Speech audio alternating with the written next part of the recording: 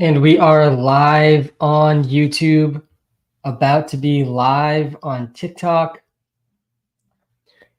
How are we doing, everyone? We're going to be doing several drafts on this live stream. Really looking forward to this one. I think we'll have a few guests joining live today to help me through these drafts. I got some bold takes, some spicy takes up on the TikTok live. I'll talk through all those on this live stream, of course. I will also be live on YouTube doing a live draft. This is a real draft, not a mock draft. It's a best ball draft over on Underdog. We just got in. I got the 10th pick in this one. I feel like I've been getting the back of these drafts so much. Definitely feels like there's a steep drop off, to me at least, too, around pick 7, pick 8 once running back 2 and running back 3 are off the board. We'll talk through all these spicy takes, but it is draft season, guys. It is the best time of the year. I'm stoked to be drafting with all of you tonight. We're going to be getting at least 3 drafts in tonight, and a few different guests I think will be joining throughout this live stream to hopefully help me make some differentiated and better picks throughout this live. If you guys haven't checked out the Walter Picks app yet, you got to check it out. I'll be using it throughout this draft to help me make some of the tougher decisions. Let me refresh this and sync to this draft room here. We're about a week away from training camp starting. I can feel draft season, like real draft season, when everyone's drafting in their home leagues just around the corner. It's just around the corner. If you aren't already, what's up, AC? What's going on, Cold Star Walter Picks in the TikTok live? If you guys are watching live on TikTok, guys, come over to the YouTube live. I'm telling you, it is a better viewing experience. I'm in a live draft right now. There's picks being made in a live draft right now. The first 3 picks just happened. Christian McCaffrey, CeeDee Lamb, Tyreek Hill. Link to that's in a TikTok bio if you're watching live on TikTok. The link to the YouTube live is in the TikTok bio. If you're watching live on YouTube, smash the like button, hit the subscribe button. We have the 10th pick in this draft going on right now, and I do not like getting a pick outside of the top 8 picks this year. It goes from Bijan Robinson and Breece Hall and Amon-Ra St. Brown and Justin Jefferson and Jamar Chase to A.J. Brown and Puka Nacua and Garrett Wilson. Just feels like a pretty steep drop-off. And the beginning of round 2 to the end of round 2 all feels very comparable to me. I do think I want a top 8 pick in drafts this year. We'll see who ends up sliding to me in this real draft. Te'Ajay Spears is the RB2 on his team. Yeah, so one of the bold, spicy takes, and you guys know, if you've been following me for any amount of time, when I give bold takes, they're going to be bold takes, like all caps bold. I'm not just going to give a bold take that isn't actually bold. And Te'Ajay Spears being a top 12 running back in fantasy football absolutely is bold. I think he's going around running back 34 right now. And yeah, he's getting drafted as the second running back on his team. It's really a 1A, 1B situation in Tennessee. That was the exact type of running back I like targeting in drafts. I'll talk more about that in a second. I'm on the clock here on the YouTube live. Again, if you're watching live on TikTok, guys, come to the YouTube live. I'm in a real draft. Link is in the TikTok bio. You're 2 presses your finger away from that. The Walter Picks app's telling me to consider Jahmyr Gibbs and Saquon here. Saquon's way ahead of ADP. I feel like I got to go Puka or Garrett Wilson. I'm going Garrett Wilson over Puka Nacua. We're going to take Garrett with my first pick here at the 10 spot. I really do think, we've been waiting for so long for Garrett Wilson to have a real quarterback. Garrett Wilson has never had a real quarterback. I think he led the league in targets last year. I believe that's accurate. He only had 9.7 fantasy points per game last year. Just brutal stuff. Not a single game with at least 16 half PPR points. But the touchdowns were not there because the Jets were incapable of scoring touchdowns. So let me get back to Te'Ajay Spears in a second. About to have my second pick again in the YouTube live. Come to the YouTube live. You're watching live on TikTok. Link is in the TikTok bio. You will see me in a live draft. Let me pull up the draft board view for everybody watching live on YouTube to see how this first round just shook out. The first round's over. I took Garrett Wilson with the 10th overall pick. Started McCaffrey, Lamb, Tyreek Hill, Chase, Jefferson. A.J. Brown went early in this one, ahead of Amon-Ra St. Brown. Then it went Breece and Bijan. The running backs are going late in these best ball drafts, all the ones that I've seen. All right, we're about to be back on the clock. I'm thinking about Saquon here, well past ADP. I've been taking him a lot recently, and I think I'm going to do it. Pass on Drake London.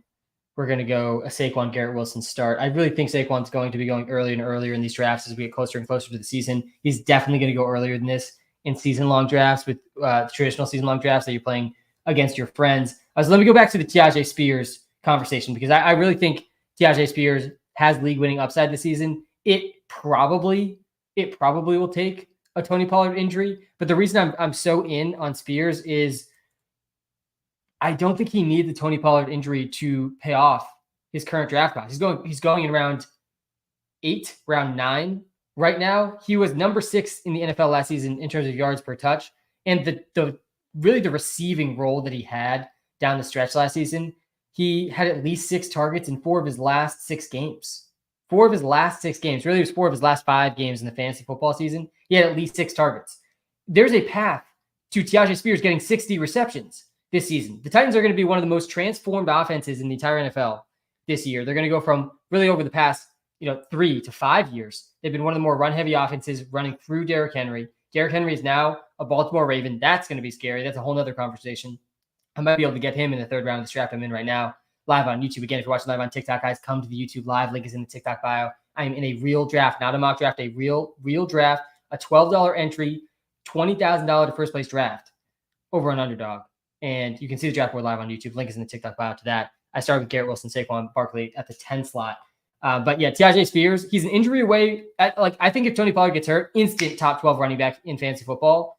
I do not think there's another running back on that team. We can see here the depth chart. It goes from Tony Pollard and Tyjae Spears to Hassan Haskins. Those are the only running backs I'm seeing on the roster right now. I think there was some guy named Chestnut last year, not Joey Chestnut, but another Chestnut that got a spot start at one point. But yeah, Tyjae Spears is an injury away from winning leagues, and he clearly has RB2/RB3 standalone value. There's not very many running backs that you can draft in round 8, round 9 that are going to get 6+ targets in over half their games. Again, 4 of his last 5 games in the fantasy football season, he had at least 6 targets. He was running a route. He saw at least an 18% target share in 4 of those 5 games. Tyjae Spears had over a 10% target share in all but 2 games last season. There's only 2 games that he played in that he was under a 10% target share. There's certainly only a handful of running backs you can say that about in the NFL. So that's why I'm in on Tyjae Spears. And I think there is a legitimate path for him being a top 12 running back. Again, these are hot takes. He's probably going to need an injury to get there, but he has the efficiency, like the Devon Achane type of efficiency potentially, to break fantasy even without huge volume and get there. So yeah, that's why I'm in on Tyjae Spears this year.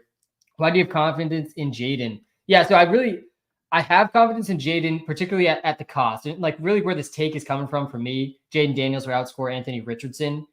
I think is a pretty solid take. Like I think there's a very solid chance of this happening. And when you look at the difference in cost to get them in fantasy right now, what sample size do we have from Anthony Richardson? I like Anthony Richardson. I was drafting him a lot last year at his cost.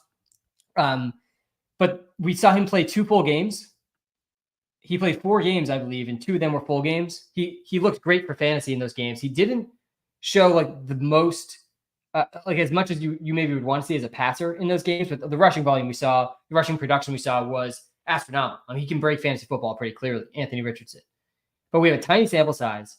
And meanwhile, Jaden Daniels, his college production was significantly better than Anthony Richardson's from both a rushing and passing standpoint, especially from a passing standpoint. All right, we're back on the clock. Derrick Henry just gets snagged. We started with Garrett Wilson, Saquon. The Jets played the Bills in week 17. I see Josh Allen sitting there staring at me.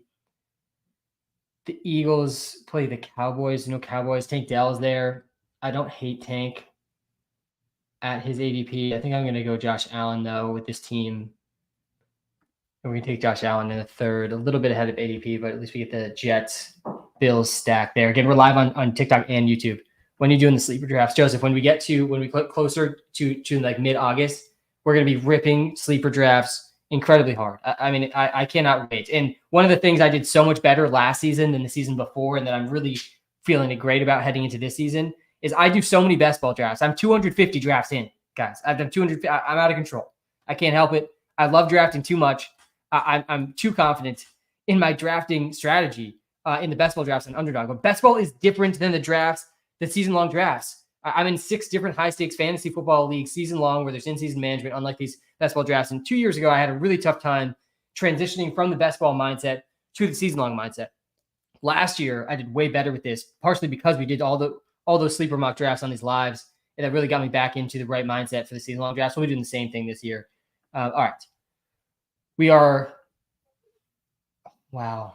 Sam Laporte is there a little bit past ADP. I don't feel great going quarterback and tight end into my first 4 picks. I do really like Laporta. I think I got to go. We're going to do it. We're going to see how this goes. I'm going to see what the Walter Picks app was saying too. Yeah, I probably should have gone Kirk or Cooper there. We will see how this plays out. I only have 1 receiver through 4 rounds, which is definitely dangerous. It's dangerous. I'm going to have to be hammering receivers over these next middle rounds and hope Saquon works out. And I probably will take another quarterback or tight end until the last couple of rounds in this draft. Yo, I get Saquon at 10. Everyone, you think it's worth it? Or should I go wide out as PPR? I really like Saquon at 10. I literally just did that in this draft. Hot take, Neighbors will finish as the top 12 wide receiver. That's actually not the hottest take. I think my take is significantly harder than that about Malik Neighbors here on the TikTok Live. Malik Neighbors will outscore Marvin Harrison Jr. Let's see where the Walter Picks app has these projections at too on the YouTube Live. That's the other reason to come to the YouTube Live, guys. If you're watching live on TikTok, you can watch the YouTube Live on your phone, just like you can on TikTok. But it's a better viewing experience because I can share my computer screen. You can see me in a live draft currently. We are in round 4. I already have Garrett Wilson, Saquon Barkley, Josh Allen, Sam Laporta. So off to a good start. Potentially the number 1 overall player at each of their positions. There's at least a path there. But also I can share screen to some player comparisons and some player stats that I can't show on the TikTok Live as easily. Sorry, not Saquon. We're going to compare Marvin Harrison Jr. and Malik Neighbors here on the YouTube Live, and I'll talk through this bold take I have that Malik Neighbors can outscore Marvin Harrison Jr. in fantasy. So obviously Marvin Harrison Jr., he's going to get better projections. He was picked earlier in the draft. He was a better prospect, but he wasn't that much better of a prospect because Malik Neighbors was also a supreme wide receiver prospect. And I actually think Rome Odunze, I'm still trying to figure out, is it a Dunze or a Dunze? I'm going with Dunze because no one's corrected me yet. But Rome Odunze was really not that far behind both of them. Some people think there was a tier of Neighbors and a Dunze right after Harrison. I'd argue there was a Marvin Harrison Neighbors tier, and then a Dunze was short, like in his own tier of tier 2 in this wide receiver class. But all of them have really high upside in fantasy in their rookie seasons. Obviously, Neighbors' landing spot's a little bit different than the other two. Where Marvin Harrison Jr. and Malik Neighbors, guys, they are both locked into massive target shares. Malik Neighbors has even less competition than Marvin Harrison Jr. has. Marvin Harrison Jr. is at least competing with Trey McBride, James Conner. They drafted Trey Benson. Greg Dortch is still going to be involved there. That's not a huge competition. There's been some pumping up of Michael Wilson. Meanwhile, Malik Neighbors, Darren Waller retired. So they got nothing at tight end in New York. And the top receivers on that team, he's looking at Darius Slayton, Wan'Dale Robinson, Jalen Hyatt. I mean, absolute dust. Wan'Dale, I like has some juice. I've been taking him a little bit. But yeah, I think Malik Neighbors like very, very live to just straight up outscore Marvin Harrison Jr. They are similar at least prospects. Kyler, obviously the better quarterback situation, but I mean, there's a path to Malik Neighbors being top 5 in the NFL in target share. I mean, he really could have just an absolutely massive rookie season. I do not think that these guys should be getting drafted so far apart right now. That's really where this bold take is coming from. Marvin Harrison Jr., by the way, he's getting picked at the very, very beginning of the second round. He's getting picked like 14th overall. In the live draft, I'm in on YouTube. Again, come to the TikTok bio if you want to go to the YouTube Live or look up Walter Picks on YouTube. Marvin Harrison Jr. went 14th overall in this draft. Malik Neighbors, he went 28th overall, like almost 2 full rounds apart. I really like the value there for Neighbors. I've been taking some Marvin Harrison Jr. too. I just think that the value for Neighbors is pretty clearly better at their respective costs. We do have, of course, Marvin Harrison Jr. projected ahead of Neighbors in the Walter Picks app. But again, you got to factor in the cost. Neighbors and Nacua in Dynasty. Oh, man. I think I'd probably lean Puka Nacua in Dynasty. Let me actually see. How old is – I don't really care how old they are given how young or how early in the careers they are. Nacua is 23 and Neighbors is 21. He's actually 2 years younger. It's actually younger than I would have expected. But yeah, I'd still lean the actual NFL production over the theoretical rookie production, even though I'm pretty confident in Malik Neighbors. I think I'd probably lean Puka. All right, let's see. We're on the clock here.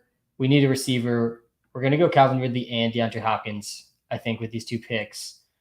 We have actually Hopkins projected ahead of Calvin Ridley in the Walter Picks app. ADP has Calvin Ridley like a full 12 to 15 picks ahead of DeAndre Hopkins. It's really easy to stack them together. I definitely, oh man, Dalton Kincaid is sitting there. I can't take a second tight end. I refuse to take 2 tight ends if I took Sam Laporte as early as I did. James Cook is maybe worth considering with the Josh Allen stack too. But yeah, I think I'll probably go Hopkins and see if I can get a bring back with the Jaguars receiver. Thoughts on London making a leap? Definitely possible. Definitely possible. I mean, really, like pretty much almost everything that you can say about Kyle Pitts, and I'll talk about Kyle Pitts in a second because I've been hammering Kyle Pitts, and I can't take him in this draft. I'm in live on YouTube. Right? I mean, I could. He's only 3 picks past ADP.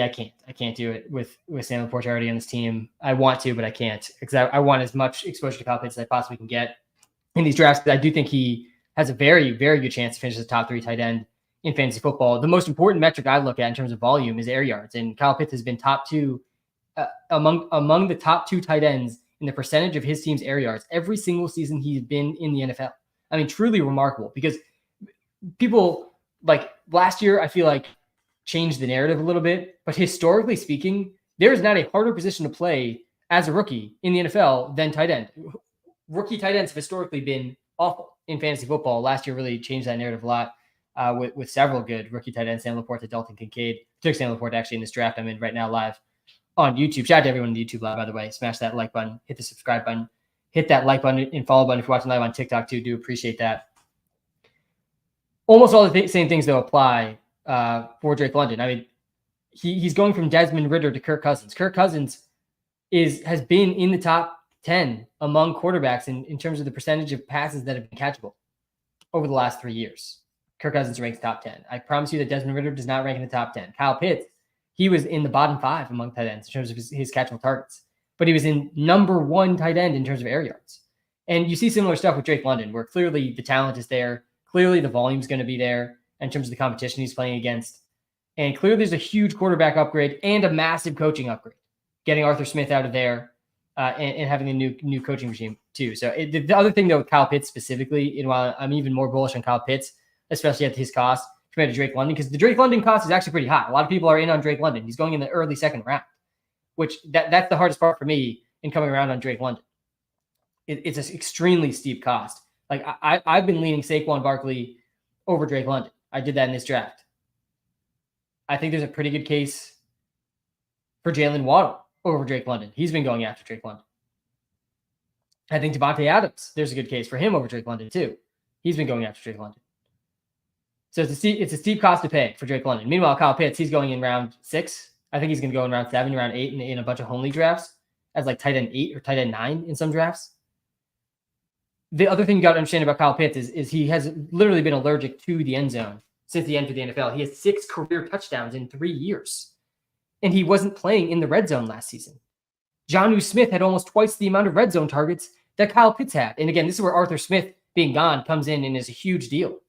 That's just not going to be the role for Kyle Pitts this season. First of all, Jonnu Smith's gone. He's on the Dolphins now. But also, the new coaching staff is not going to take Kyle Pitts off the field in the red zone like Arthur Smith was doing last season with the Falcons. So if he continues to see the usage, the top 2 tight end usage that he's seen basically all 3 years of his career, again, top 2 among tight ends and percentage of teams' air yards, each of the last 3 years for Kyle Pitts, it seems like a pretty clear path to Kyle Pitts being massively underrated, massively overhated, and a league winner, top 3 fantasy football tight end. Cup top 8 isn't a hot take. Yes, I would disagree with that. He went 30th overall in the draft I'm doing right now. He's getting drafted as, let me look this up. I think he's going as wide receiver. He's getting drafted as wide receiver like 23 right now. So certainly top 8 is a bold take. Maybe it's not as bold as some of these other ones, but it is a bold take based on actual drafts happening now. This isn't mock drafts. I'm doing a real draft currently on YouTube. If you come to the YouTube live, link is in the TikTok bio. You can see where Cooper Kupp went, and you'll maybe change your opinion on that not being a hot take. CMC, undisputed number 1 pick, or CD or JJ. So in the past, I have been like pretty adamant that yes, CMC has to be the first overall pick. I think he is the first overall pick this year, but I think there's at least a debate to be had with CD Lamb. I love that you said CD or JJ, by the way, because most people are taking Tyreek Hill over Justin Jefferson. Most people are taking Jamar Chase over Justin Jefferson this season so far because of the quarterback situation in Minnesota. I'm not that worried about it. Personally, he averaged 22.4 fantasy points per game with Nick Mullins in a 4-game stretch last season. And I think both JJ McCarthy and Sam Darnold should be at least as good as Nick Mullins, if not better. So I'm not too worried about JJ. I think there's a good case for Tyreek over JJ. I'd personally take JJ over Jamar Chase. But yeah, I think the real debate here is CMC versus CD Lamb. Because CD Lamb is just locked into this astronomical volume. He's incredibly efficient, one of the most, if not, top 3, I'd say, talented wide receiver in the NFL. He's right up there with the Tyreek Hills, Jamar Chases, Justin Jeffersons. And he was the number 1 receiver last season. And he's extremely young still. I mean, there's like kind of just no flaws in the profile for him this season. All right, we're going to have to go Sam. We already have Sam Laporte. We'll continue getting some lines here, I guess. Go Jameson Williams. We got to be hammering receivers. And then I'll try to get Curtis Samuel on the bring back with Josh Allen. I don't hate that at all. And then we'll have 5 receivers all of a sudden. Hopefully Curtis Samuel does not get sniped here.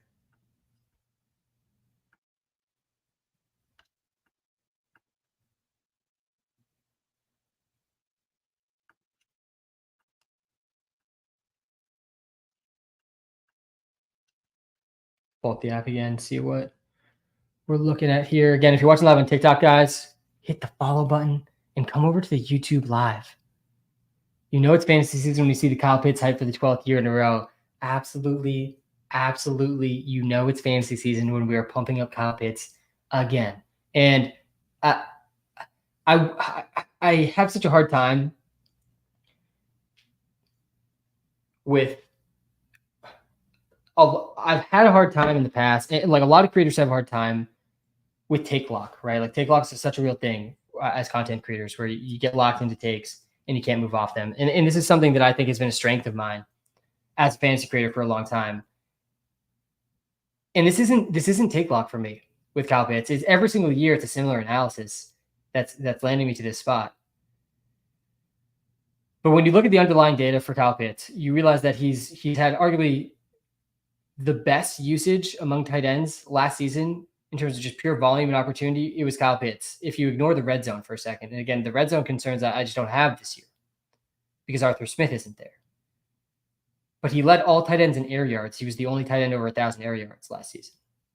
He's been top 2 among all tight ends all 3 years, and it's not 12 years, by the way. This is Kyle Pitts' 4th season in the NFL. In his rookie season, Kyle Pitts did something we haven't seen any other tight end do in the last 40 years in terms of his average yards per game as a rookie tight end. So he had over 1,000 yards as a rookie tight end. That's just nothing you see. He has only 6 career touchdowns, though, because he gets taken off the field in the red zone. Last year, he was getting taken off the field or getting out-targeted by John Smith when on the field. And that was because of Arthur Smith, their head coach, who's now gone. And then on top of that, you add in, so he had the most air yards in the NFL, but also the most uncatchable air yards in the NFL. So many of his targets were uncatchable. He was bottom 5 in the NFL in catchable target rate. And now he's Kirk Cousins, who's been top 10 in percentage of passes catchable over the last 3 years. So yeah, I'm in on Kyle Pitts. I'm in on Kyle Pitts again. It's not year 12, it's year 4. I don't think I was in on Kyle Pitts' rookie season just because back then I wasn't drafting rookie tight ends at all. That was actually a mistake last year to not draft rookie tight ends. But yeah, I was in on Kyle Pitts 2 years ago. I was in on Kyle Pitts last year. And yep, I'm going to be in on Kyle Pitts again, especially as the draft goes, as the cost goes down, my interest goes up. As more and more people are like, how are we hyping up Kyle Pitts again for the 12th season? Like that is the exact narrative I'd love to see in the comments, man. That's how I'm going to keep getting Kyle Pitts in round 8. Finally, some love for Spears, so underrated. Yeah, absolutely. He's extremely underrated. He was number 6 among all running backs in yards per touch last season. There's only 5 running backs that were more efficient per touch. And it wasn't like he did it on not a lot of touches. He also only had 2 games. Tyjae Spears had 2 games last season under a 10% target share. There's just such a clear path to Tyjae Spears. And we'll see if I can get him in this draft. I'm in live on YouTube right now. By the way, if you're watching live on YouTube, smash the like button. Hit the subscribe button. I hear you in all this, but if he sucks this year, we're done. Yeah, Zeth, you're definitely not alone with that take. But like, this is the thing, Zeth. If he does what again this year? Like, because if he leads all tight ends in air yards again this year, and half those air yards are uncatchable, sign me up again next year, man, because I think that's good process, assuming we have faith in the quarterback throwing him the ball next year. Like if Kirk Cousins, isn't fully healthy or something, and he busts because, again, half his targets aren't even catchable, like, yeah, sign me up for that. All right, we have 5 receivers here. Tyjae Spears is sitting there for my second running back as we hype him up. I do kind of want Khalil Shakir too, but I already have the Bills stack.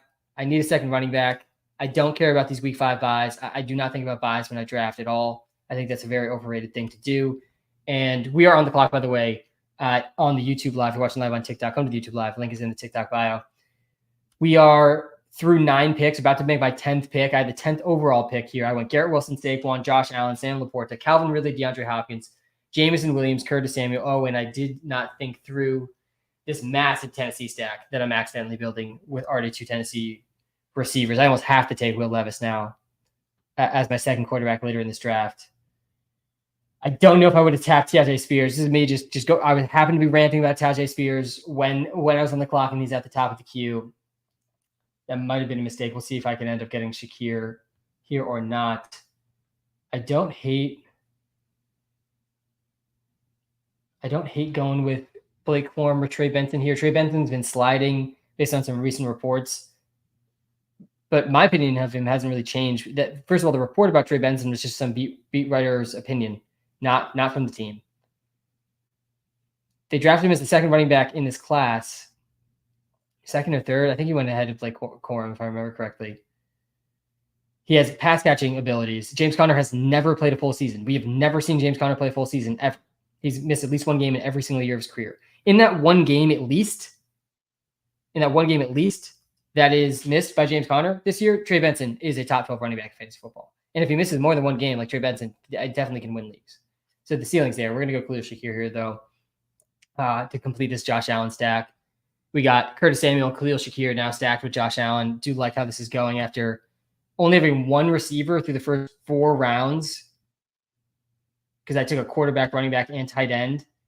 I've been hammering receiver ever since. I have 6 receivers now. I only need 2 more. Maybe we'll go 9 with this build. We'll see. Because I'm definitely going to have 1 quarterback, 1 tight end, but I probably will be layering on some running backs at the back part of this draft. I love the Jermaine Burton call. Fantasy do what's going on in the TikTok live, man. Yeah, I'm in on Jermaine Burton for sure, especially in these best ball drafts where I don't have to guess about when the spike weeks are going to come. In redraft and in normal season long leagues, I'm going to be in on Jermaine Burton too, because I don't think the cost is going to be that high. But it's going to be a while, I think, till we can like truly trust him in our redraft lineups and not risk like a 0 in our starting lineups. But Jermaine Burton is, like, to me, kind of similar to the Tyjae Spears thing. I believe in him as a prospect. I think Jermaine Burton was a very strong prospect, and he fell in the draft because of character concerns, which I think he can pretty easily put aside if he just gets his act together, which like I have some confidence in. So assuming no character concerns end up causing issues for Jermaine Burton, which is, again, the reported reason for him falling in the NFL draft, we could be looking at maybe the best wide receiver trio in the NFL with Jamar Chase, T. Higgins, and Jermaine Burton. I think it's probably the Bears and the Seahawks. Maybe, they're in contention too, potentially. Curtis, are you here? Let me try to add you to the stage here, Curtis. How we doing? Curtis, man, how is it going? We're joined here by Curtis Henry on the YouTube live. If you're watching live on TikTok, you'll be able to hear his voice. But if you want to see his beautiful face, you got to come to the YouTube live, which is in the TikTok bio. Curtis, I think we've seen each other accidentally in the best ball streets already. So I know you've been ripping some best ball drafts. You've been on the Walter Picks team for 3 years now. Actually, I just called you our Lions creator because you're wearing a Lions jersey, but you're actually our Bills creator now. Started as a Lions creator. But how are you doing, man? It's exciting to see you.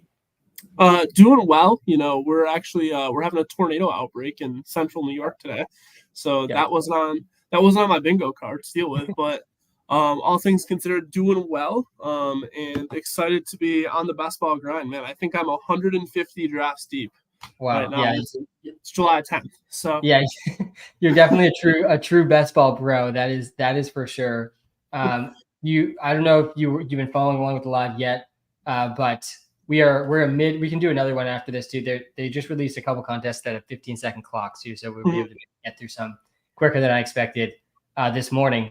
But I started with a relatively risky strategy here through the first 4 rounds, taking only 1 receiver, which I don't think there's a single other team in this draft and in most drafts that do that, because these drafts do insanely wide receiver heavy. So I started Garrett Wilson, went Saquon, Josh Allen, Laporta, ripped 4 receivers after that. I did successfully stack Allen with Samuel and Shaquille already, and they play the Jets week 17, so we got Garrett Wilson there. I took my second running back kind of accidentally because I was in a groove talking about Tyjae Spears. We already had 2 Titans receivers though, so I feel like I kind of have to try to get Will Levis now. Yeah, absolutely. Hopefully around 16, 17 range. about to be on the clock here too. But yeah, we've got to be looking at the receivers and probably like continuing to pound running backs here too. Continue to pound running backs here too. I do really like. I've been getting a lot of Jahan Dotson recently. Interesting. Feels like one of the like a pretty decent drop in just wide receiver tier here to me. We've seen Jahan Dotson have the touchdown ceiling in his rookie season, and I also just believe in Jaden Daniels' deep passing ability. Probably need to go running back here though. I've not gotten a lot of Chase Brown. I do really like Charbonnet. Don't have any Bears players yet. Who would you be looking at here on the clock? I would have loved if Jerome Ford made it back. I'm probably going Chase Brown here. But here again. Depends on the roster build. I mean, you have Tyjae Spears and Saquon, so you're going hero back anyway. It's gonna honor Chase Brown. Yeah, we're gonna go Chase Brown. Yeah, I do the Q strategies, just give me the most amount of time to think. But yeah, I agree. Chase Brown is the play there. And then it's either Eckler. I haven't been taking Zeke at all. I just can't get myself to believe that like in 3 months from now it's week 15 and Zeke is like still going strong. It's just so hard for me to see the late season production from Zeke. I feel like the early season production is very easy to see that path. But he's been so dusty the last couple of years already. We're gonna go Dotson here. I do have Laporta and Jameson Williams, and Goff is sitting there too, but I've already taken Josh Allen. So I have a lot of rosters with Josh Allen and Jared Goff on them. It just kind of depends on how it plays out because Josh Allen is such a good value right now. I think he should be a late second or early third round pick because in best ball you can't be streaming quarterbacks. You have your quarterbacks that you have, and it makes the value of the high end quarterback so much better. So he's been somebody that I've been hammering in the 4th round. Obviously, I'm a Bills guy. I also just recognize the value that's there, and it feels like since he's falling into the middle of the 4th round in a lot of drafts, I end up on a lot of the teams where I have Amon-Ra St. Brown, and so I end up snagging Jared Goff later on too. So that makes a lot of sense. I definitely really like Goff. The last year was a profitable best ball year for me. I'm two for 3 down to my serious best ball seasons. And when you're playing these tournaments, like it ultimately comes down to just cashing in one of them, like cashing well in one of them. And I had a Jared Goff, Jahmyr Gibbs stack last year on my team that finished 6th in some. It was like a $3 entry tournament that cashed 6,000 for 6 plays. I was really close to like a 30,000 payout, which would have been huge, obviously. But yeah, Goff. I really like Goff. Partially just for that reason, as he was on that team. But yeah, he paid off huge last season. He's in one of the best offenses, one of the best offensive lines. Plenty of pass catching weapons there too. So yeah, I do like that. I also really agree with you. These elite quarterbacks this season, I think really it's the top 4 to me. They're all really, really good values. Josh Allen, Jalen Hurts, Pat Mahomes, Lamar Jackson. Probably the QB1 is in there. They all have insane consistency compared to the other quarterbacks and massive ceiling. And I've been taking a lot of Mahomes he's usually been going as the 4th one out of those guys, just because I really think he's going to have a huge bounce back season with the new receivers that he has. He doesn't have the same rushing production as the other 3, obviously. I think all of those guys are really big values. Part of the reason I really like Josh Allen, though, is it's so easy to get the stacks with him in these best ball tournaments because none of them are going high. Keon Coleman's been sliding really, really far in drafts. Like I'm still willing to take stabs on him, especially if I get I actually just missed him here. I end up getting Jameson Williams, but I've seen him fall outside the top 90 picks before. Like people are just done with Keon Coleman based on a couple sort of murky reports of like they did just spend a high pick on him, and he clearly gets more touchdowns. And I mean, I think the touchdown upside can't be ignored with Keon Coleman. He plays in such a good offense, and he's a big body. I think I was somebody who did not like the Keon Coleman pick just based on the film review I did of him, right? So, and lo and behold, the things I saw at Florida State have translated to rookie camp. He's struggling with creating separation. He has a choppy release. So we'll see how it goes with him. But he could just, goal line fade his way to 6 or 7 touchdowns, which would give him a lot of value. So especially for best ball, a couple of those come in the same week. Like in season long, he honestly might land on the do not draft list this year for me in the season long drafts. I really don't think there's like a super realistic path to him being this consistent producer you can trust in your fans. Like I think Curtis Samuel is much more likely to be that guy for long drafts, and I took Curtis Samuel in this draft too. I like him a lot with where he's going as well. But yeah, Josh Allen feels like an absolute smash in these best ball drafts right now, and the most likely QB1. I think he's averaged over 24 points per game for like 3 straight years now, or something ridiculous like that. Yep, absolutely insane. I pull up his game logs here in a second. All right, we're about to be back on the clock, so hopefully we won't be as rushed as last time. I think I need to go running back here. I want to try to think through some of these correlations too. I just took Dotson, so Darnell Mooney is in play. I haven't gotten a ton of him.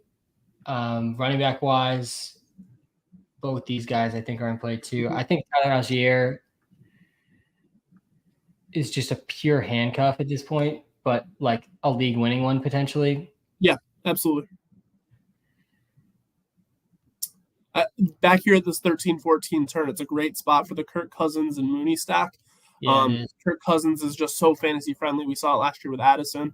If anything were to happen to Drake London or Kyle Pitts, I think Mooney is somebody with a lot of contingent upside. I love Kirk. I think he's being drafted beneath his floor right now, even after the Achilles injury. I love to hear you say that too. And I was, before you hopped on the TikTok live, I got some of my bold takes up. By the way, if you're watching live on TikTok and you hear this mysterious voice I'm talking to, it's over on the YouTube live. We're doing a live draft on the YouTube live. It's the better viewing experience. Come to the YouTube live. Link is in the TikTok bio. Shout out to everyone in the YouTube live. Smash the like and subscribe button if you're already here, so you can see what we're talking about. But the Kyle Pitts is, I think he, like, one of my spicy takes this year is he'll be a top 3 fantasy tight end. I know people are tired. People are so tired of Kyle Pitts getting pumped up by all the fantasy analysts every single season for the last 3 seasons. And I wasn't in on him in his rookie year because I usually fade the rookie tight ends. I've been in on him the last 2 years, and obviously that hasn't worked out. When you look at all of the data about his usage and then also the context of the coaching change, Kirk Cousins coming in, like, it's everything's aligning for Kyle Pitts to absolutely smash. And all the people out there that I had a comment in TikTok earlier, are we really going to be pumping up Kyle Pitts for the 12th year in a row or something like that? Like, I love seeing that type of stuff. It's the exact reason why I think he is going to be a league winner this year. And he's going earlier in these best ball drafts than I think he'll go in the season-long drafts too. All right, what do you think, Tyler Algier or Antonio Gibson here? I think our app has a Gibson project a little higher. Yeah, I think Gibson has more standalone value. I would expect him to score more points if everyone's going to need that on this team too. We already have 2 week 5 buys. We have a pretty light running back room, so yeah, I think that's a good move. Yeah. But Algier is definitely the guy with more contingent upside. Bijan goes down. I think he's a workhorse. I think he's a 1,000-yard back. You mentioned him as a league winner. I could definitely see him finishing top 15 with an injury. So yeah, 100%. And we've already seen it, right? His rookie season, yep, like he was a 1,000-yard rusher. So yeah, I definitely feel good about that too. And it sounds like we're both pretty in on the Falcons offense in general. I've had such a hard time getting Drake London with where he's going. Mm-hmm. I actually took Saquon over him in this draft. His ADP is well behind Drake London's in these best ball drafts. I've seen Drake London go at pick 12. He went pick 16 in this draft. I don't think I've seen him really fall past pick 20. Like, I want Saquon more than him. I want Jalen Waddle, I think, more than him too. I think there's a good case for JT over him. I don't know what you've been doing with Drake London, but if you like Kirk Cousins, you got to be trying to mix him in at least a little bit. Yeah, and I think that whole second round, it's tough to justify Drake London or Chris Olave to me. I had the video go up today about Chris Olave, and just him having a mirror situation from last year and just profiling as a wide receiver too, and he's still regularly going right there at the 201, and he's not falling much beyond the 205. And Drake London is much of the same, and a lot of people are so excited about having the X in a Kirk Cousins offense because that has historically been a really valuable fantasy role. But at the same time, it's just who's going around him. You have a generational prospect in Marvin Harrison. You have 2 potentially workhorse running backs in JT and Saquon Barkley, who have a ton of value. You have an all-pro last year, Brandon Ayuk, who had 1,400 yards. And then Nico Collins. He's somebody who I think has a really, really high ceiling this year. Broke out last year in year 3 with CJ Stroud. People are a little hazy about the Texans right now. I'm not sure what your opinion is or what your take is. It's a crowded receiver room, but in a best ball format where I don't have to decide which of them to start each and every week. He's somebody who can go for 3 touchdowns, 150 yards every single week. So big fan of the talent that's around Drake London there. Yeah, for sure. And I do believe in the talent of Drake London. And I don't know if you saw, I just pulled it up, but in the new player profiles in the Walter Picks app, probably I didn't tell you this yet, but your video is live here in the Walter Picks app. Chris Olave tab that was some great analysis there for him. So anyone that has the Walter Picks app, if you want to see that video, you can go find it there, or on Kurtz's page at bills.walterpicks on TikTok and Instagram. But I want to go back to the Texans for a second.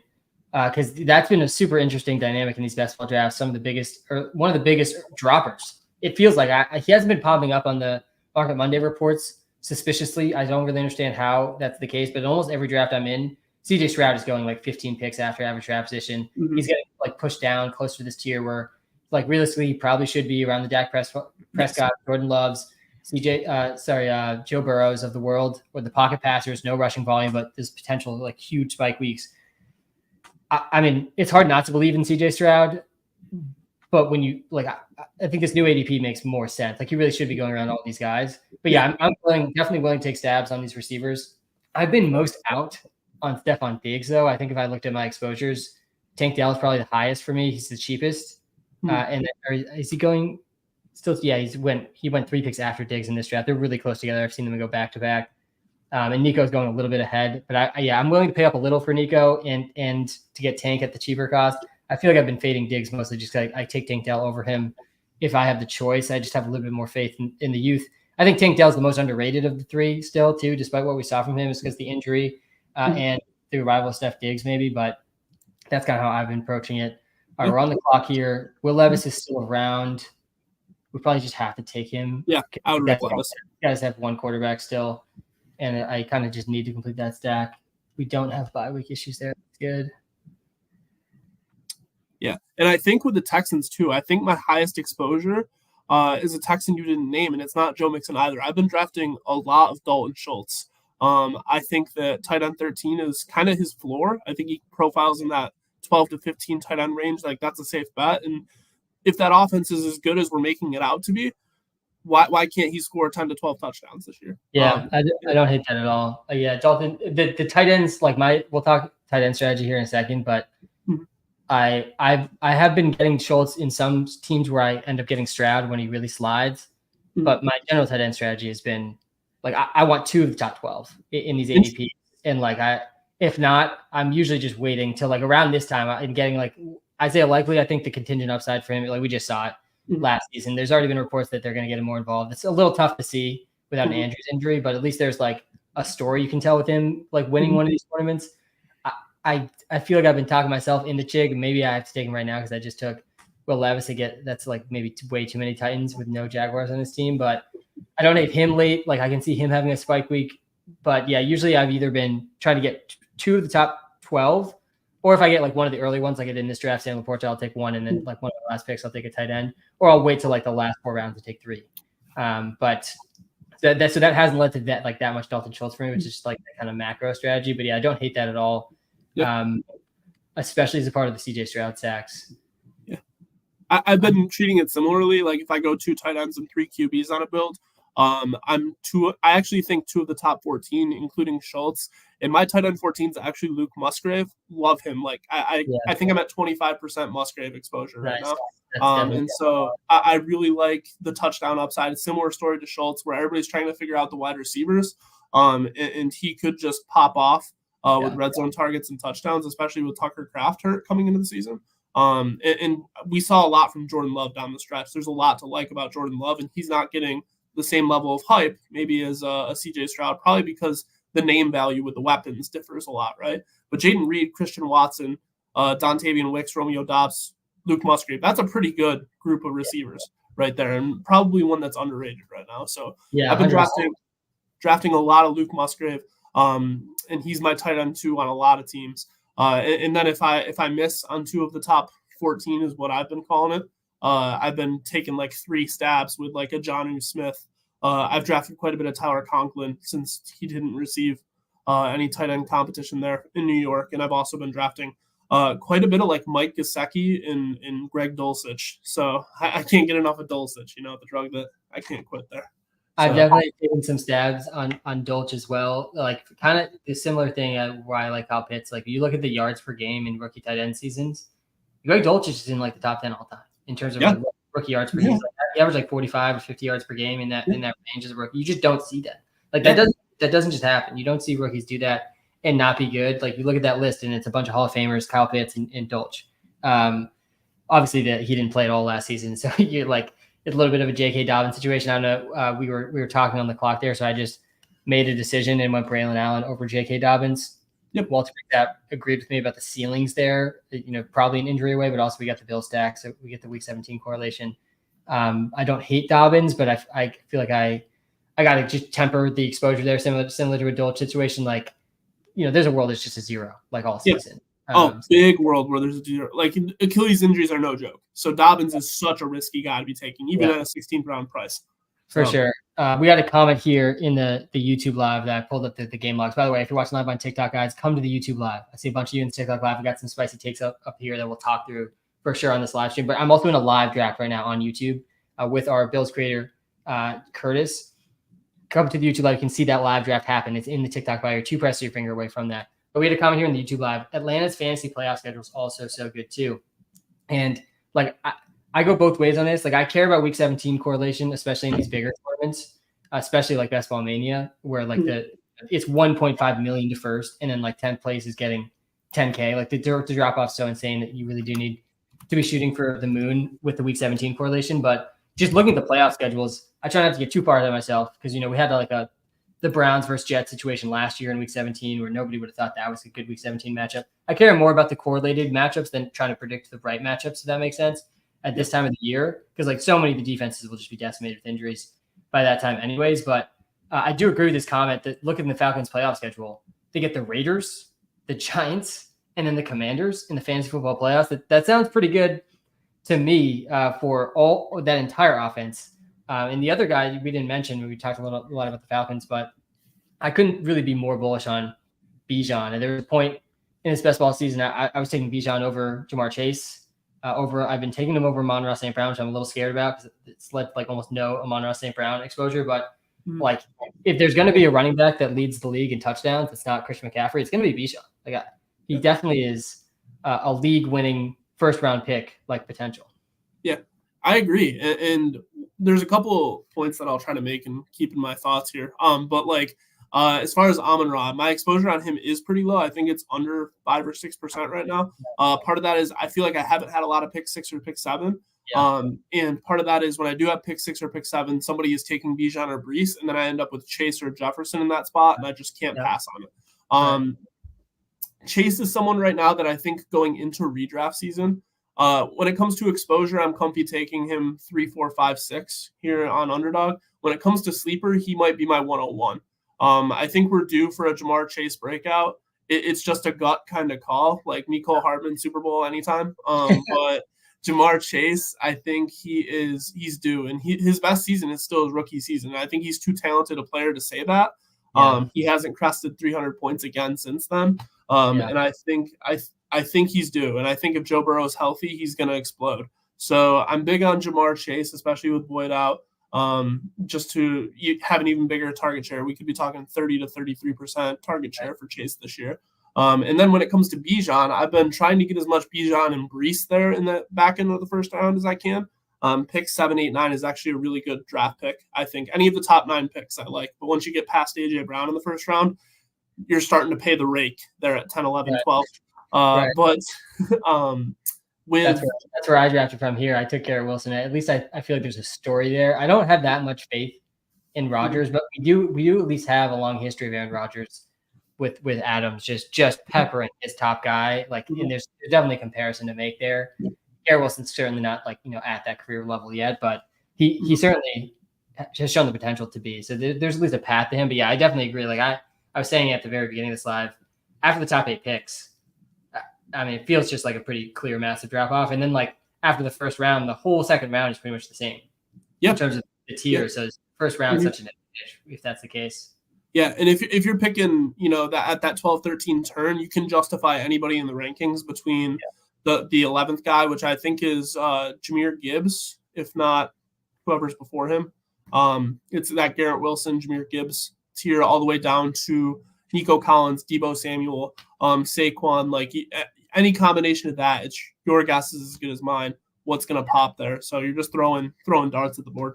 We're about to make our last pick in this draft, and the thing I'm thinking through right now, Curtis, is do I just stick with one tight end and get another stab at one of these running backs? I've been taking way too much Clyde Edwards-Helaire. Like I feel a little sick about it because it's like my 3rd year in a row being like, he's an injury away from being starting running back on the Chiefs. But I've been taking some Dameon Pierce too. Like there's at least a story there from his rookie season that he will be more involved this year, even though it's the same coaching staff.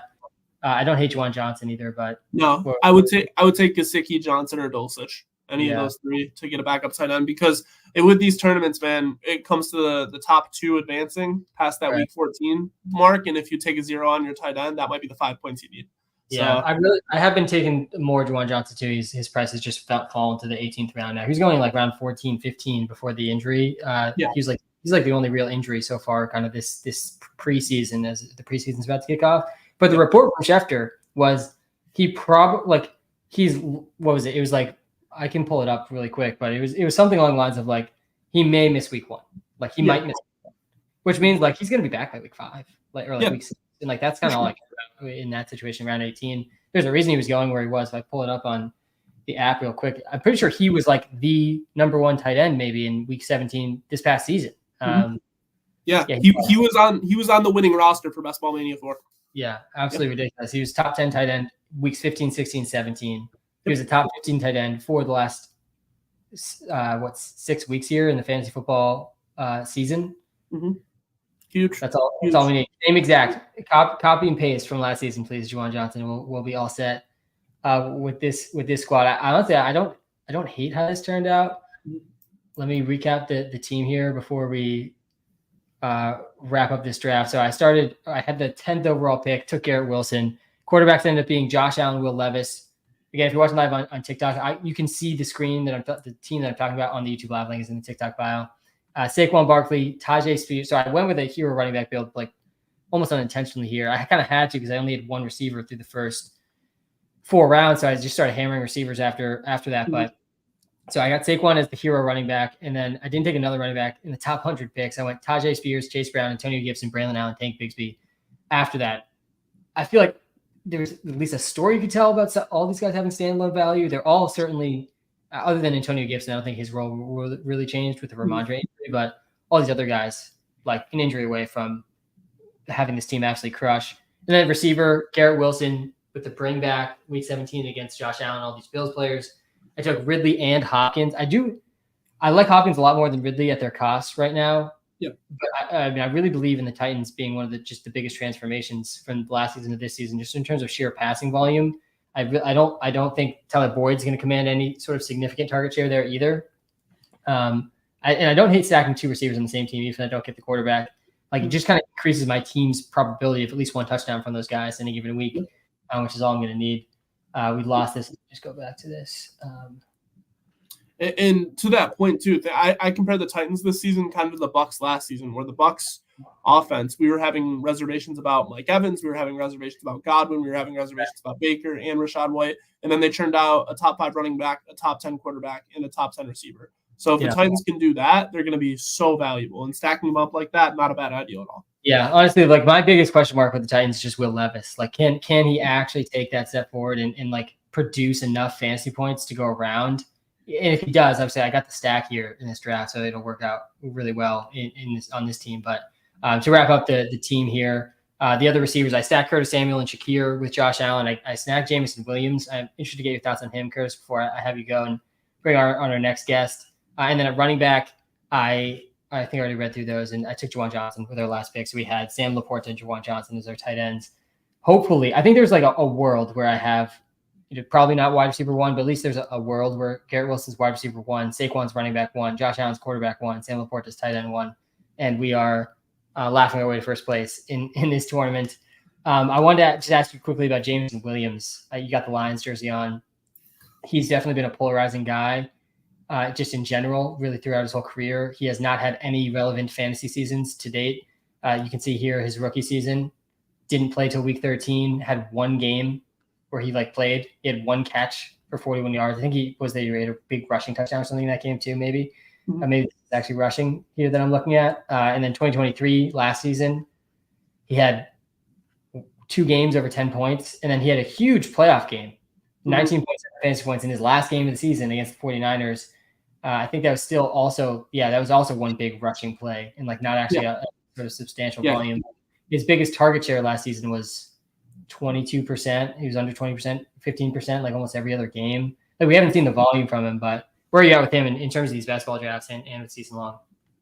He's almost a full fade for me. The ADP, I think it's wide receiver 48, and it sounds like it's not a lot to invest in, but the way that the wide receivers slide off the board here, he's going round 8. And at that ADP, you're looking at valuable RB2s, you're looking at low-end tight end ones that you can, snatch up and put on your team. And with him, I just haven't seen it. Everybody's pointing to the 49ers game. He got literally 3 touches. And that's him in a microcosm. Yeah. He's so explosive. And best ball is all about potential. And people fall in love with the potential. But looking at this draft board, too, I could have taken James Conner on this team. Mm-hmm. Could have got Alvin Kamara, Aaron Jones. Mm-hmm. Oh man, I would never take Jameson Williams over Alvin Kamara. In basketball this season. I've had a tough thing. When I was starting, there was not a player I had a higher exposure to than Alvin Kamara when I first started doing these drafts a month and a half, 2 months ago, and I've just cooled off ever since as I get scared about the age cliff. Taysom Hill stealing more red zone touchdowns, and Kamara's been top 3 in running back target share for 7 straight years. Yeah, which is absolutely ridiculous. The exact profile I want to target. He's not going to be a workhorse running back, but he just doesn't need to be with that target volume. Mm-hmm. But it feels similar to the Olave thing, but just with an older player. Same exact, probably same exact situation. They're switching to a zone running scheme, which I don't think is clearly bad or good for Alvin Kamara. Yeah, Jamal Williams is complete dust, but they're probably going to try to use him as a goal line back again. I don't know. I've talked myself out of him maybe too many times, but yeah, looking back on this draft, I maybe should have gone running back, either Kamara or Connor here with one of these veterans. Yeah, I still love Alvin Kamara. I gambled on him last year, 3rd round of the Walter Picks 32, and he's basically why I didn't finish last. I think that they didn't do anything to address the running back position. I think they want to run him into the ground this year, and then he's probably walking in free agency. Yeah. And then next year we'll figure out what Kendre Miller is. Maybe this year if Kamara were to get hurt. I think Kendre Miller has a ton of contingent upside. I think Kamara has immense standalone value. RB3 last year on a points per game basis, going at RB 17, 18 is unreal, especially when it's falling to the 7th or 8th round. Talking out of a guy with that much volume upside in the passing game in round 7 or 8, it's not something I'm going to do. It's one of those things that you shouldn't overthink. But again, I think my rule of thumb is not to have more than 30% exposure to anybody. He is my most drafted player right now, and I think he's 28%. I think I have $307 of league fees and on Alvin Kamara, and so he's a dog. He's a dog. I got to pull my exposures here quick. I don't think I'm over 25%. I'm close with Jake Ferguson. You see Tajay Spears out there too. But yeah, last year at this time, I was at a 35 or 40% exposure to Tim Patrick, and obviously that did not end super well for me. Weeks after preseason started. So I have dialed it back this year. I'm trying to I do think it's good to get some guys at high exposure, that you can get leverage on the field in the right spots if you're smart about it. Yep. I'm a little more scared this year just based on my experience last year. I'm trying to stick under 25% for the most part, and really not too many guys that are getting really up there, and trying to also skew a little bit more towards the later round guys. You can see most of these are not early. Cooper Kupp's the earliest pick on this list by a decent amount. Yeah, the top of our boards look very different. I think the only person on I can pull mine up on my phone really quick and just do a quick compare and contrast. I saw Chris Godwin at about 18% for you. He's my 4th most drafted receiver so far. Yes, he is similarly weighted for me. And he is. James Williams up here. I definitely got to cool off with that after this discussion. Yeah, I think my Jameson Williams, I think I've drafted him once. Jameson Williams, he's at near the bottom here. I don't know if there we go. 5% on Jameson Williams, and he's got $24 to his name. So yeah, my most drafteds right now are actually Luke Musgrave and Alvin Kamara, both at 24%. So a similar ceiling to you with Jake Ferguson. Demario Douglas, 23%. Jerome Ford, 20%. Godwin, 20%. Jermaine Burton, 20%. And then the most drafted early round player that I have is DJ Moore at 20%. Because he's been falling late 3rd in a lot of drafts. And I just think that's cheap.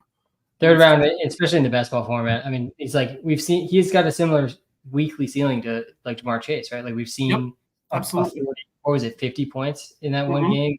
I feel as a prime time game for some reason. But yeah, definitely a reasonable guy to get early exposure to. And like all those Bears receivers have some level of contingent upside too, with one injury to that group. DJ Moore, though, is like for sure the safest of those three in these best ball drafts. Absolutely. Like the ceiling is just undoubtable for him specifically.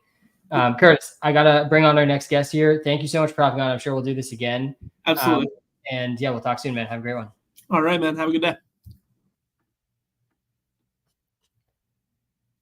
Trevor, how we doing, man? Hey, good. How are you?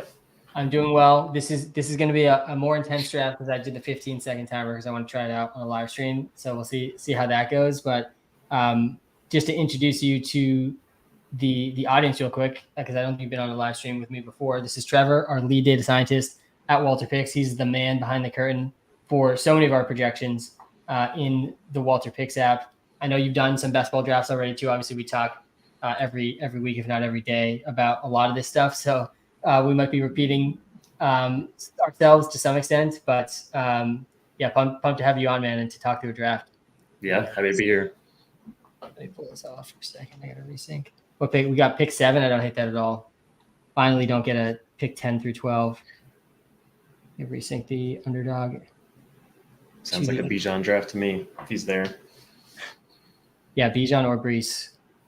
But yeah, I definitely am down to continue to grab Bijan with these picks. Yeah, you probably would talk me into Monra over Brees. I probably should do that considering my exposure there. So I'm just going to queue it up like this. See what ends up happening though.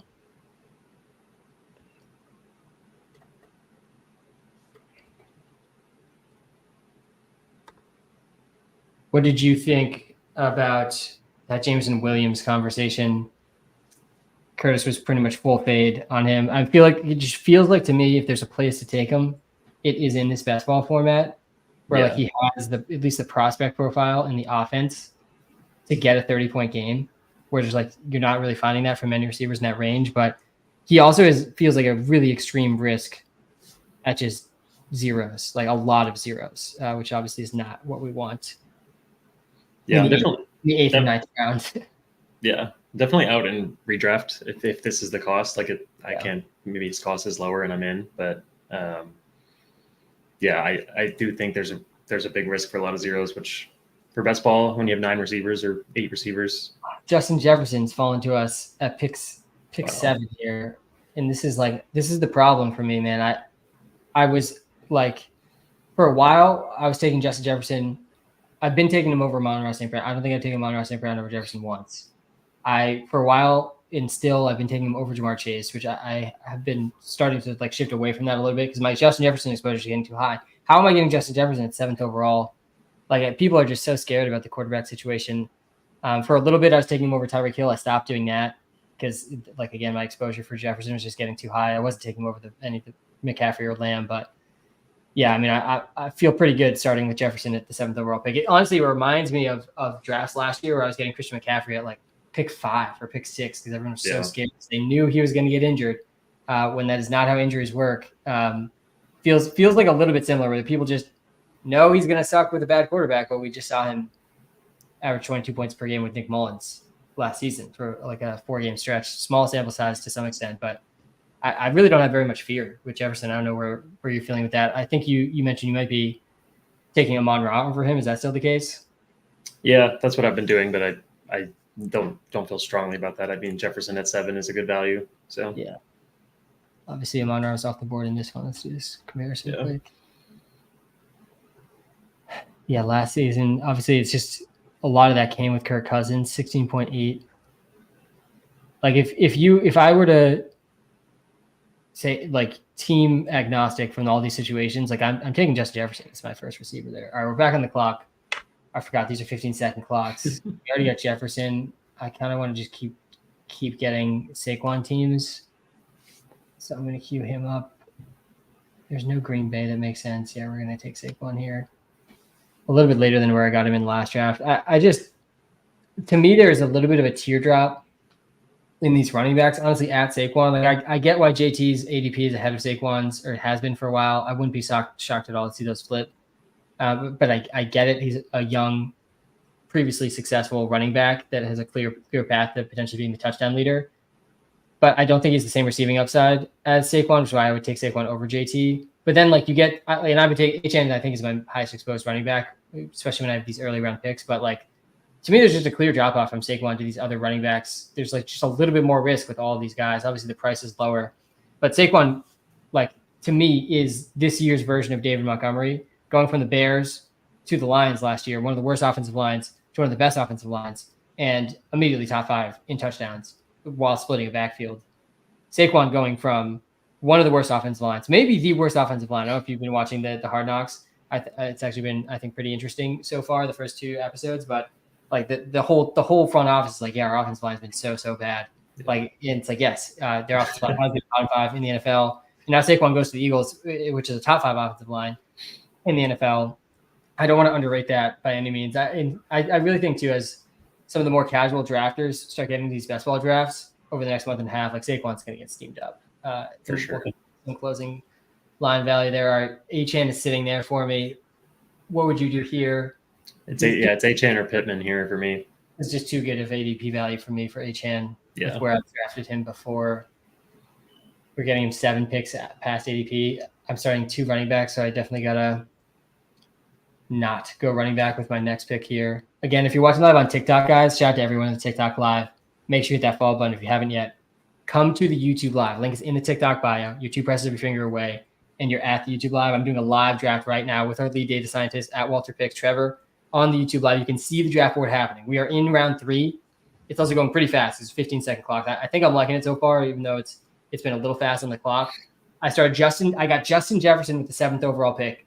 I followed that up in round 2 with Saquon, and in round 3 I took Devon Achane. So I'm Justin Jefferson, Saquon, Achane. This is not a mock draft. This is a real best ball draft. Best ball draft, for those that don't know, this is a different format for fantasy where there's no start-sit decisions. There's no adding, no dropping, no trading. All you do is the draft. Your best lineup is submitted for you at the end of each week. That's why it's called best ball. Best ball. It's also a tournament format where if I beat this league or come in the top 2 in this league, I play other people that came in the top 2 in their leagues and got to advance all the way through week 17 to the final. That's pretty much it. That's the rules. That makes HN, I think, more appealing in this format for sure. I feel like I'm going to end up being in on him in redraft 2, but I'm not for sure about that yet. Like I want to see where he ends up going, but like in these drafts, I can't stop taking HN. There's just not that many players that can just win you the finals in a potential situation. Like HN could just score 45 fantasy points if he ends up getting a bigger workload one week. Like There's just not many running backs that you can say that about. All right, we're going to be back on the clock here momentarily. Let's see what the app is saying here too. I don't want to end that. Yeah, I think Mostert is undervalued this year from his ADP currently. I think he's going to go up. For sure. He definitely could. I mean, he led the league in touchdowns last season. Right. Yeah. Like he was RB2. For sure. He could easily be. All right, Zay is there. We probably should go one of these receivers. We got the HN Amari Cooper stack here. I feel like almost all of my HN teams have Cooper, which is a little scary. I think we're going to just lean into the ADP value here again, and we're going to go Zay. Is that another? No, he's week 14. I try not massive Cooper exposure from my drafts. Yeah, too. I don't know. Yeah, we do have. Actually, no, we didn't have. Let's see. Actually, let's see if we have Cooper ahead of Zay or not in our rankings here.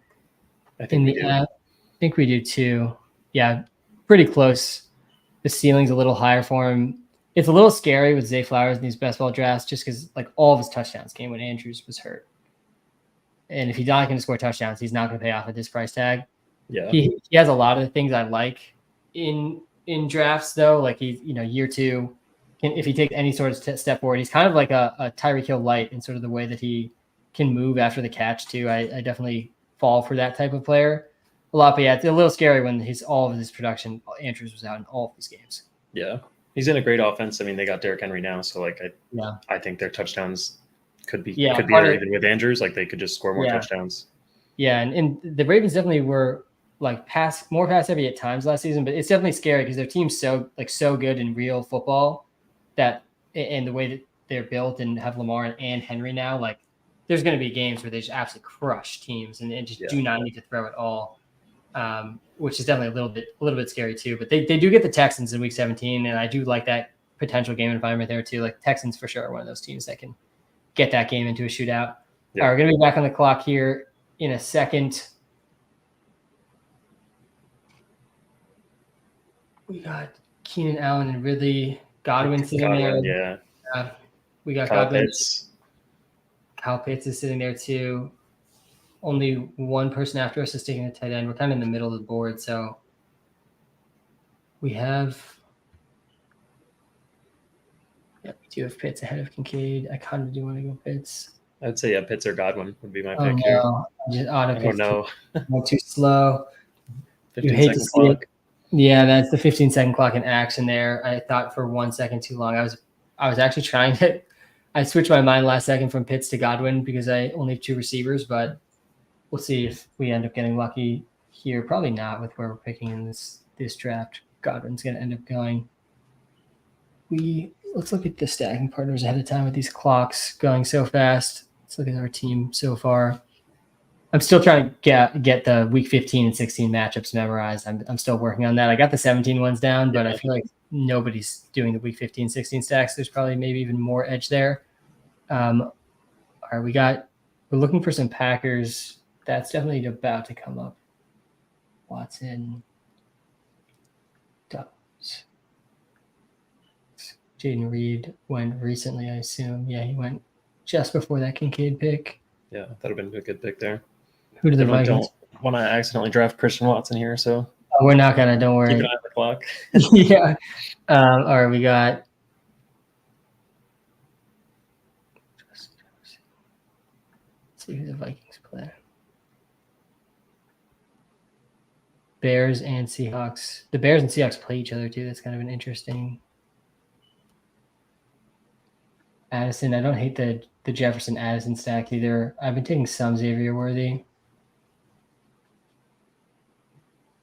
But I just like Marquise Brown so much more. They're going like pretty close in drafts. I have so much confidence in Marquise Brown and a little bit less in Xavier Worthy. He gets snagged. I think we got to go Addison. Let's see what the app is saying too. Probably D-Hop there. D-Hop or Addison, yeah. I would guess. I took Hop last time, so we're going to go Addison here. And what are you thinking about the Vikings QBs? I've been trying to, like, if I were to draft 10 teams like this and have Jefferson and Addison on both, I probably want 8 of them to have 2 of them to have Sam Darnold and 8 of them to have JJ McCarthy is probably like the way I would try to approach that. I don't know do you think that's a smart approach to that? Like I'm trying to make the bet of who's going to be playing week 15, 16, 17. That's really all I care about with the stack and less so all those other weeks because they're probably going to be QB2 or maybe even 3 on that roster. But there's definitely a real chance Sam Darnold plays the whole season. I don't know where you're at with that, and if that's a good approach there. Yeah, the 80-20 split there is pretty good. I mean, I think McCarthy will be playing at the end of the season, but I mean, there definitely is that shot that Darnold plays the whole year. I mean, if it's your QB2, maybe it's Darnold, and if it's your QB3, maybe it's McCarthy. Yeah, I agree with that. There's definitely been at least one team I just took them both, which is probably a little suboptimal, like roster construction wise. You're guaranteeing a 0 in those 3 weeks. Yep. But like on a team like this, like I'm going to take at least one of them if I took Jefferson and Addison. Because if both these guys pay off, then one of those quarterbacks is going to be a huge value in these drafts. That week 17 matchup against the Packers too is just so enticing. See, like here we got CJ Stroud falling again. Like he feels like maybe worth considering him here. I don't have a quarterback yet. I have him against Zay Flowers in week 17. There's no one to stack him up other than a Schultz. Right, Schultz, yeah. Which is kind of tough. I don't hate Deontay Johnson here. I think I'm going to take him instead. Let's see. What Deontay Johnson. Also, like I've seen these Stroud fall so far in some of these drafts that like there's absolutely a chance that he's there still with the next pick. Yeah, he's been falling for weeks. Yeah. I don't know why. I feel like he's not showing up. I said this earlier. I feel like he's not showing up on the Market Mondays like that I've seen ours and the Establish the Run one. I just don't get how is he not? I feel like every draft I'm seeing ADP 66 or we're in the 80s. Like it feels like something's going on there. Yeah. I think his ADP just started out so high. Like he was in the 50s at the start of the best ball season. The Diggs owner and the like all the different receiver owners just fighting over him, and now they stopped. Stroud, guys, this guy hasn't even taken a running back yet.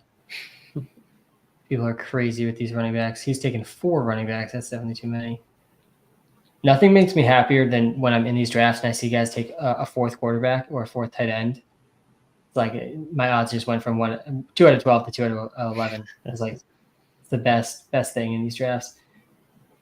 All right, we're about to be on the clock again. I guess Curtis Samuel's at least in play here. I really have been almost exclusively taking him in the Josh Allen stacks. I've been getting enough Josh Allen. He gets taken. Probably one of these running backs. I guess, is there any of these quarterbacks that make sense? Joe Burrow, Jordan Love could make sense. Yeah. That is a very interesting one.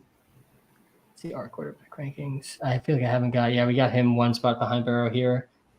Absolutely ended last season on an absolute tear.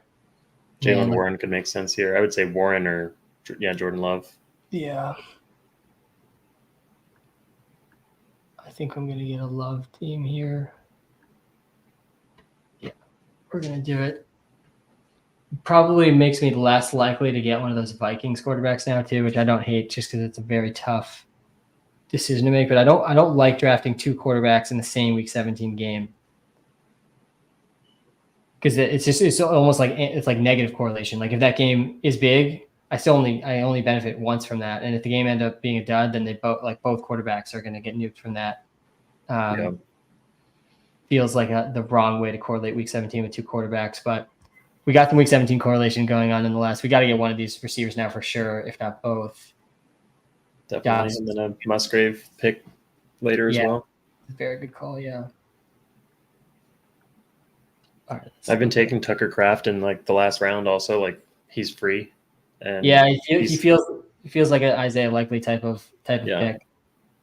He's got contingent upside, and he also has like standalone. He could get you 10 points in a week if he catches a touchdown. Yeah, we have him at tight end 24 too. He had several good games. Musgrave was out in all of these though, right? Or was he not? He was out for a while. Let's check.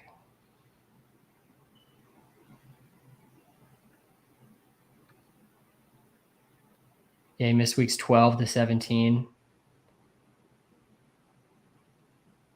And Kraft is also really young. Yeah, I think he was a rookie last season too, right? Yeah. 12 to 17. Yeah, that's where all of his production came. Yeah. Yeah, so little Isaiah Likely ask. All right, we're gonna go Dobbs here, and hopefully get Wicks. This is actually turned out to be a nice Week 17 correlated team. If we get Wicks and or Musgrave, I feel like as much Week 17 as you need. You need some running backs. Where are you at with Trey Benson, by the way? I don't know if you heard my take there earlier. By the way, guys, if you're watching live on TikTok, where this guy makes takes and doesn't look at the chat. I'll talk through those takes in a second on the TikTok live. We're live on YouTube as well. I'm in a live draft right now, guys. I'm going to talk through the takes. It's a 15-second draft. This is a real draft, not a mock draft that we're doing live on YouTube. Come to the YouTube live in the TikTok live if you're watching, if you want to watch that. But we'll talk through those takes in a second. But I want to hear Trevor's opinion about where you're at with Trey Benson. That happens to be one of my highest drafted running backs so far, so I probably won't take him here. But there was a report that came out, that was really just, from my perspective, a beat reporter speculating on what he thinks, which is in line with, I think, what I thought before, which was that James Conner is going to be the workhorse back, and Trey Benson's going to be the handcuff back for fantasy purposes, and maybe doesn't actually have that much standalone value, but is going to win leagues if James Conner misses any time or gets hurt. He's going to step in and be in probably a workhorse role, and like at least has the pass catching ability to have some standalone value in PPR leagues. Did that report scare you? Like, where are you at with Trey Benson in terms of his upside? Didn't really scare me. I think it was, like you said, just kind of that was what everyone expected. It wasn't really news to me. Right. I think he still has contingent upside, and if you're someone who tries to predict injuries, like James Conner historically misses 4 or 5 weeks every season. And if those 4 or 5 weeks are the fantasy playoffs, I think Benson has massive upside. Yeah, my opinion of him has not changed, but his ADP is clearly going to change in these underdog drafts, which I'm excited about, but also I'm cautious of just because my exposure to him is already high. Trevor, Curtis and I were just talking about exposure before you hopped on, and I'm trying to keep everyone under 30%. Trey Benson is definitely at risk of breaking that. But like he's the exact, especially if his ADP gets low enough, I probably will get a little risky there. He ends up going in the 10th round here. I reached for Dontavian Wicks there because I just can't help myself and probably need a running back. But we completed at least a double stack with Jordan Love, and we'll try to get Musgrave in probably one of our next 2 or 3 picks. But all right, let me talk through some of these hot takes on the TikTok live and give some of my rationale for these, and I want to hear what you think on this, Trevor, too. So first hot take I have here, I think I've said this earlier in the live too. Jaden Daniels will outscore Anthony Richardson in fantasy football this year. This is a hot take. Jaden Daniels in this draft, we're doing live on YouTube right now. Look at Walter Picks on YouTube if you're watching live on TikTok to join that. Jaden Daniels went pick 101. Anthony Richardson went pick 54. They're going 50 picks apart. They're going 6 rounds apart in 12-person drafts. So this is absolutely a hot take. My take here generally is just if you just compare their college profiles, which that's pretty much all we have for Anthony Richardson. We saw him play 2 full games last year, and they were great for fantasy. Like if he had other half games that also looked really great for fantasy. It's like not knocking what of the 4 games we saw him play last year, but like really the real sample size we have for Anthony Richardson is his college profile. Same thing with Jaden Daniels. Obviously, rookie hasn't played in the NFL yet. Jaden Daniels' college profile is way better than Anthony Richardson's. I mean, he was a more prolific rusher if you're just looking at the stats, but he also like just undoubtedly was a better passer. Like Jaden Daniels was the most accurate deep passer in all of college football last season. I feel like that piece of his game is getting a little overlooked from the fantasy perspective. Everyone obviously loves the rushing upside, and that's definitely the reason I'm in on him as well, for the same reason as Anthony Richardson. But I'm way more confident in Jaden Daniels' passer than I am in Anthony Richardson as a passer, and I think they both have like decent talent surrounding them. Pittman probably better than Terry McLaurin, but plenty of pass catchers to go there with Jaden Daniels. I'm not saying we're projecting this, obviously. Like if I had to pick one, I'm going to take Anthony Richardson. I just think there's a better than chance that people realize that Jaden Daniels outscores Anthony Richardson. What do you think about that spicy take, Trevor? It's definitely a little spicy. I think at cost, yeah, Daniels is a better pick. Like Richardson going right behind Lamar is pretty risky given his lack of play last season, basically. But I mean, if you're one to project based on the really small sample size, I think Richardson does have massive upside too, and could easily be quarterback 1 if he's healthy. Yeah, he definitely has that in his range of outcomes. I think we probably have that as a ceiling in the app too. And yeah, I mean, you see that like I'm diminishing his 2 games to some extent because they certainly were 2 incredible games, both over 20 fantasy points, but like over a 32% rush share in both those games. Absolutely ridiculous. Like we could see running back 1 numbers from Anthony Richardson, and it wouldn't be that surprising. And so many that came in the red zone too, which I don't think this like on the clock, has the same touchdown upside. We're going to go Austin Eckler here. Definitely who the Walter Pick 7 is going to be having at the top here too. Yep. Love it. 9 picks after ADP with Eckler. I snagged Blake Corum there while we were talking to 11 picks past ADP. Pretty much like same exact thing from the discussion with Trey Benson. Probably not too much standalone value, but just going to win leagues if Kyren Williams gets hurt, happens to have been dealt with injuries last year. Is the exact reason the Rams talked themselves into Blake Corum. They literally said it's a Kyren Williams clone. Like Kyren Williams isn't just going to lose this job. I would be pretty surprised by that. But yeah, there's certainly I don't know if there's a higher end handcuff than Blake Corum this year. Absolutely. Like, if we go down the list, I don't think we'd find one. Just based on like what Kyren Williams did last season. All right, second spicy take I got here. I've already talked a little bit about this one, this live stream. Again, if you're watching live on TikTok, guys, we're also live on YouTube. Link is in the TikTok bio. You can see a live draft I'm doing while we're live. Kyle Pitts is going to be a top 3 fantasy tight end this season. Hear me out on this one. I can already feel everyone watching grimacing because people are tired of it. They're tired of the Kyle Pitts hype. It's been 3 draft seasons in a row now. Everyone's talking about Kyle Pitts, all this amazing stuff he did his rookie season. This is going to be the year. Don't sleep on Kyle Pitts. His cost isn't that high. His cost is lower this year, which I absolutely love to see because all 3 years of his career, he has had elite volume from an air yards perspective. Kyle Pitts, like if I don't go too nerdy into just the air yard stuff, because he's been top 2 in percentage of his team air yards all 3 years of his career. And I can guarantee you there's no tight end that's done that in the first 3 years of his career, even just without looking, because rookie tight ends always are terrible. We're about to be on the clock here again. Looks like Musgrave got snagged, which is fine because we already got Kincaid accidentally earlier in this draft. I kind of think Jaleel McLaughlin makes the most sense here. We're going to go with that. Yeah, so Kyle Pitts has been, elite air yard volume. But like what that really means is like he's being used as a wide receiver. Like Kyle Pitts is a wide receiver. He is not a tight end. He's an elite wide receiver that you get to play in your tight end slot in fantasy. Like it's not quite the Taysom Hill cheat code where you get to play Taysom Hill as your tight end when you get to play quarterback, but it's still a pretty big cheat code when you get to play an elite wide receiver in your tight end slot. That is what Kyle Pitts is, and people don't realize it because he hasn't scored touchdowns. And he hasn't scored touchdowns. Partially, obviously, that's on him. But last year especially, like Jonnu Smith is getting more red zone targets than Kyle Pitts.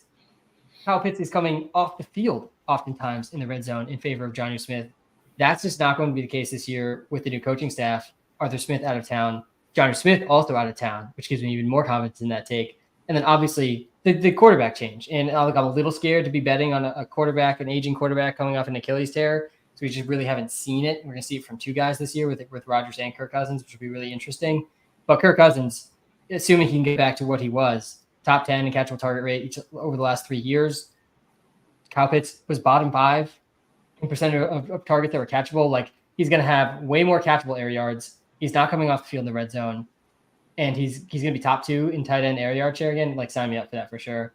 All right, back on the clock here. I'm kind of thinking Deshaun, honestly. We already have a Dolphin. We need to get one of these Browns later, but I've been taking, he's got the double week 10 stacks here. I might actually have to end up going with one of these Vikings quarterbacks now later. Also, like I'm not afraid, Trevor, in these drafts. Like I'll eat the 0. Like I feel much better about it at tight end than I do at quarterback. But like if this team's gonna work out, it's gonna work out massively anyways. We're gonna be able to make up the 20 points that we miss by these two guys being out, and then we'll have 2 quarterbacks every single other week.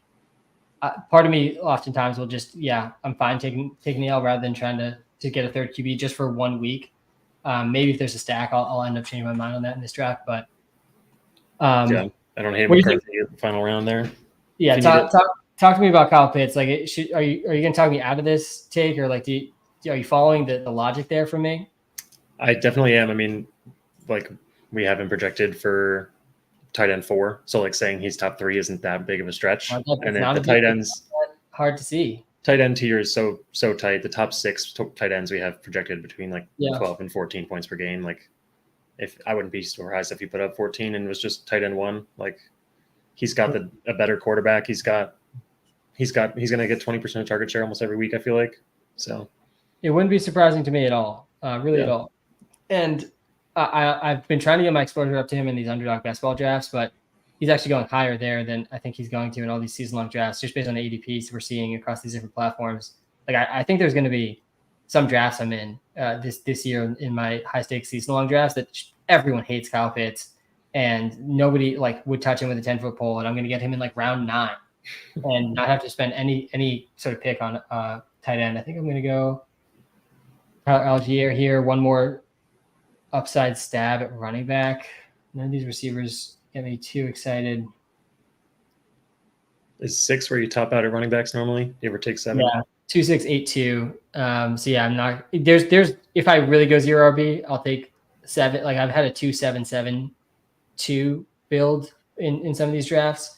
That's if I'm starting 6 straight receivers, I'm almost definitely going to go with that build. Gotcha. Which I think does make sense, because there's actually there's enough running backs too I can talk myself into at these end of these drafts.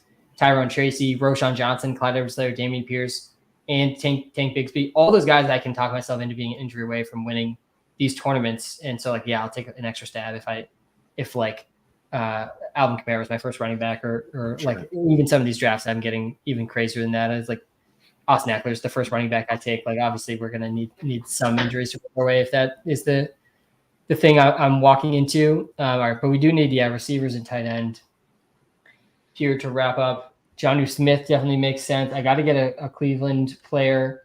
Where are we at with? I think we have Elijah Moore projected after Cedric Tillman. Yeah, that's true. It's close though. Which I haven't been drafting like that yet. these compelling projections here, 3 points and 1.3. Oh, I'm looking at two Cedrics by accident. I always get those two confused. Elijah Moore, still not going to be super compelling. 3 versus 2.4, same ceiling we have them projected for. Elijah Moore obviously better last season. Cedric Tillman's at least young, 24. He has some draft capital from the current regime. Elijah Moore, not that old, actually. He's only 24 years old. They're actually similar age. He had a good rookie season. We haven't really seen anything from him since. He did have 2 spike weeks last year. I wouldn't know if I'd call these spike weeks, but he did have 2 games over 12 points last year. Jerry Jeudy in town now, pushing both these guys down a bit, which makes me a little less excited about them. We're going to go tight end first, though, if Johnny's there. And we'll do that first. And we got at least a week 17 matchup for Deshaun Watson now. All right, we got 2 picks left. We need to take at least one receiver. Yep. And then we got to consider one of these Vikings quarterbacks. I think I said earlier I don't like the double stack in one game, but since they're our third QB, I care a little bit less about that. Yeah, I mean McCarthy could start by week 10, so he could cover a bye. Yeah. Yeah, I think by week 10, like I just, it's so rare for teams to spend such elite capital on a player and not have them start. Yeah.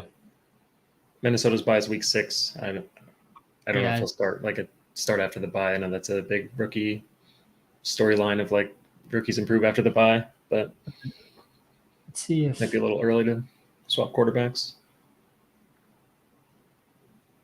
Kendrick Bourne we have pretty high up here. Don't hate that at all. Deontay Johnson.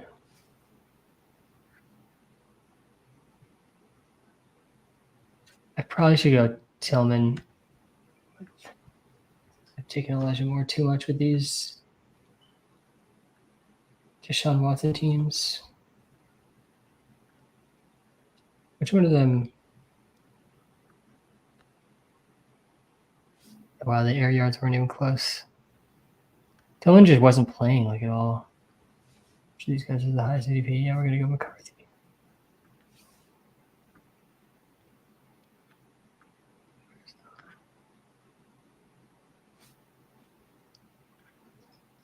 Wow, the snap percentage actually did jump a lot for Cedric Tillman starting week 10. He was like an every down player. Not horrible target volume here. This is obviously with Joe Flacco too. But now Jerry Jeudy's there. Like it really feels like it's Tillman versus Elijah Moore for that third receiver slot. I certainly have more confidence that it's going to be Elijah Moore out there, at least to start the season. They feel like different players to me though. Like it feels like a weird dichotomy that it's going to be one of those two, because to me, Elijah Moore is more of a slot guy and Tillman's more of a guy that plays outside. I also think Jeudy is best in the slot. That's what they've been saying. They're going to put him in the slot a lot more. Which does maybe tilt towards Cedric Tillman as well, as is our projection. So I'm going to go that way here. Anthony Richardson played a few games with barely average stats. We were just looking at that on the YouTube live as well. Let me talk through these other spicy takes for you. You got one more draft in you for this live stream? Absolutely. All right, cool. We'll max enter this contest here. 3672. I kind of think I'd rather 3582 build looking back on this, but we did wait a long time to take our running back 3. And like there was some good, I mean, this Algier pick was actually pretty good ADP value I got there. Yeah. I'll go Tillman and we'll wrap it up. I don't hate the build there. Yeah, I don't hate it either. Especially drafting this early, the 3 QB builds make a little bit more sense. And also like all of a sudden, 3 weeks from now, JJ McCarthy's lighting up training camp and it's like pretty clear he's going to play within the second month of the season. That ADP is gonna change for sure.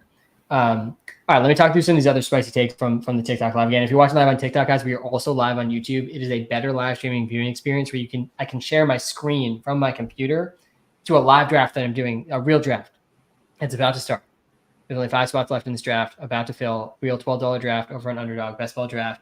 And I can also share my screen to game logs and different things we're talking about in the live. By the way, guys, if you haven't checked out the Walter Picks app yet, do not know what you're waiting for. It is a massive advantage in fantasy and in sports betting, and it's free. So many of the features and functionality of the app are free. All the subscriptions come with a 7-day free trial. Absolutely no excuse not to download it and check it out. And you can see what I'm talking about also on the YouTube live. Again, link to that is in the TikTok bio. That's the Walter Picks app. It's in the YouTube description and TikTok bio as well. All right. Let's go through some of these spicy takes. We got to the Jane Daniels one and the Kyle Pitts one. I'm going to leave that Tajay Spears one for a second. I actually want to talk to you about this last one I have here on the TikTok live, which I don't think I've shared with you yet, but I'm starting to come around to this being a very real possibility. It feels similar to me to last year. It was like a semi-bold take last year. It wasn't like super spicy that before the season saying Jahmyr Gibbs would outscore Bijan Robinson. They obviously were picked similar spot in the NFL draft, but Bijan profiling as his workhorse back and Gibbs was profiling as a shared backfield. Gibbs did end up outscoring Bijan in PPR leagues last year. I still think it makes sense, Bijan, for him to go ahead of Gibbs this season. But I think Malik Neighbors will outscore Marvin Harrison Jr. this year. That doesn't feel as spicy to me as I think it sounds to most people. And it is a spicy take. You look at the average draft positions; they're going almost 2 full rounds apart, actually wider than the Gibbs Bijan average draft positions. I think last season, Marvin Harrison Jr. is going like between in every single draft I've done on Underdog. He's gone between picks 10 and picks 14. Like he's going within the first 14 picks in almost every single draft. You will almost never see him slide past there. I think he'll go a little later than that, probably in the season-long drafts. But obviously, like can't miss prospect. But I think the thing people are glossing over is Malik Neighbors is also a can't miss prospect. He's not at like I had Marvin Harrison Jr. ranked in my prospect model a little ahead of Malik Neighbors, but they were right next to each other, both like up there with the Justin Jeffersons, the Jamar Chases, the Garrett Wilsons of the world. In my prospect model, they basically checked every single box: elite college production, early breakouts. And they checked all the athletic testing boxes. Marvin Harrison didn't test, but he didn't need to. I don't think Malik Neighbors tested actually either. I think it was neither of them tested at the combine, but both guys, like there's a clear path to over 30% target share. And I think it's actually even maybe a clearer path for Malik Neighbors than Marvin Harrison Jr. There's absolutely no competition for targets in New York. Darren Waller retires. We were talking about the Hard Knocks thing earlier. Like in the first episode of that Hard Knocks thing, like it seemed like the Giants expected Darren Waller to be back. Obviously, they were wrong about that. No real tight end that's gonna command any significant target share. Around the clock here, I feel like I can't take Marvin Harrison Jr. as a mid ranting about Malik Neighbors. We will definitely take Gibbs. Honestly, think I might go at Gibbs, Saquon Star, and take Saquon in all 3 of these drafts. I'm going to do it. I actually do like these RB stars. I'll talk about that in a second because that's definitely not something many people are doing. But yeah, so Malik Neighbors, I think like very, very real world, he gets more targets than Marvin Harrison Jr. Very real world, he's just as efficient as Marvin Harrison Jr. So yeah, why not? Why can't he outscore Marvin Harrison Jr.? Like there could be a world where Malik Neighbors leads the NFL in target share. Like for sure, there's a world we're living in where that happens. When his wide receiver 2 is Wan'Dale Robinson and his wide receiver 3 is Darius Slayton or Jalen Hyatt. No guys that have ever commanded any significant target shares in the NFL. Also, like you look at the Giants roster, they no longer have Saquon. They have Devin Singletary and Tyrone Tracy. Like they're probably going to be pass heavier this season too, with the draft pick of Malik Neighbors and the decreased ability to run the ball. I feel pretty good about Malik Neighbors, like especially at cost. At cost, I don't think it's even close. I'm going to take Malik Neighbors in round 3 or 4 versus Marvin Harrison Jr. at the end of round 1 or beginning of round 2. So yeah, that's the Neighbors will outscore Marvin Harrison take. Any rebuttal there? What do you think about the likelihood of that one? I mean, yeah, no, I think it's valid. I think there is a world where Neighbors just has 33, 34% target share, like consistently. Like there's no one on the Giants that you want to throw to, but the main question mark is that who's throwing the ball? He could lead the NFL in targets and half of them are catchable. Like it's genuinely a question mark on will he be able to catch the targets that come his way. Yeah, and that's certainly, the one thing I got absolutely no rebuttal to that. Like I'm certainly, it's exactly, I think like one of the core reasons for the difference in the ADPs, right, is Kyler Murray versus Daniel Jones, or was it Sam Howell, right? Drew Lock. Drew Lock, sorry. Yeah. Where's Sam Howell? He's somewhat So, yeah, Hawks now, yeah. yeah. But yeah, it's going to be Drew Lock or Daniel Jones. It seems pretty clear at this point. It's going to be Daniel Jones until he gets hurt again or ends up just making sense. They shut him down. Bench. Yeah, they just shut him down. But yeah, I that definitely is reasonable take for sure of the difference in risk sort of with them. Obviously, the projections like we have here, the ceiling and floor, much better for Marvin Harrison Jr. for that reason. But yeah, I don't think it's as spicy of a take as it seems that Neighbors could outscore Marvin Harrison Jr., just like Jahmyr Gibbs outscored Bijan last season. I got another rookie here in these spicy takes, and that's Jermaine Burton being a top 30 wide receiver in fantasy football. I think realistically, there's two paths to him getting there. An injury, obviously, like if T. Higgins or Chase go down, he's there. I think, in my opinion, like we've seen Joe Burrow sustain 2 top 30 fantasy receivers several times now, and Jermaine Burton's just going to slide right in there. But I think there's a world where there's 3 top 30 receivers for the Bengals too. All right, we're on the clock. We cannot take another running back. I have to go receivers here.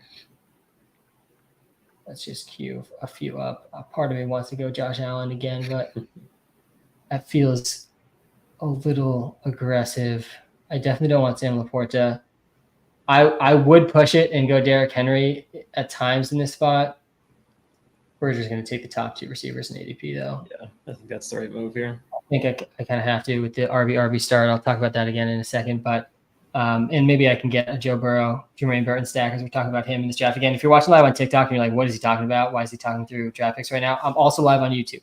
And we're doing a live draft on YouTube. The link is in the TikTok bio. You get all these same spicy takes, but also you see a real draft board happening live. And part of the reason I'm addicted to these best ball drafts is because I know it is preparing me for my real high stakes drafts in a couple of months. Like I'm just going to have a better sense of positional rankings, average draft position, everything going on in drafts. I'm going to have these. I like to think of this as batting practice for my real games coming up in terms of fantasy football in a month and a half. And you guys can all follow along and watch and get all that same sense without risking all the money that I'm risking if you come to the YouTube Live, which again, link is in the TikTok bio. These are real drafts, by the way, not mock drafts.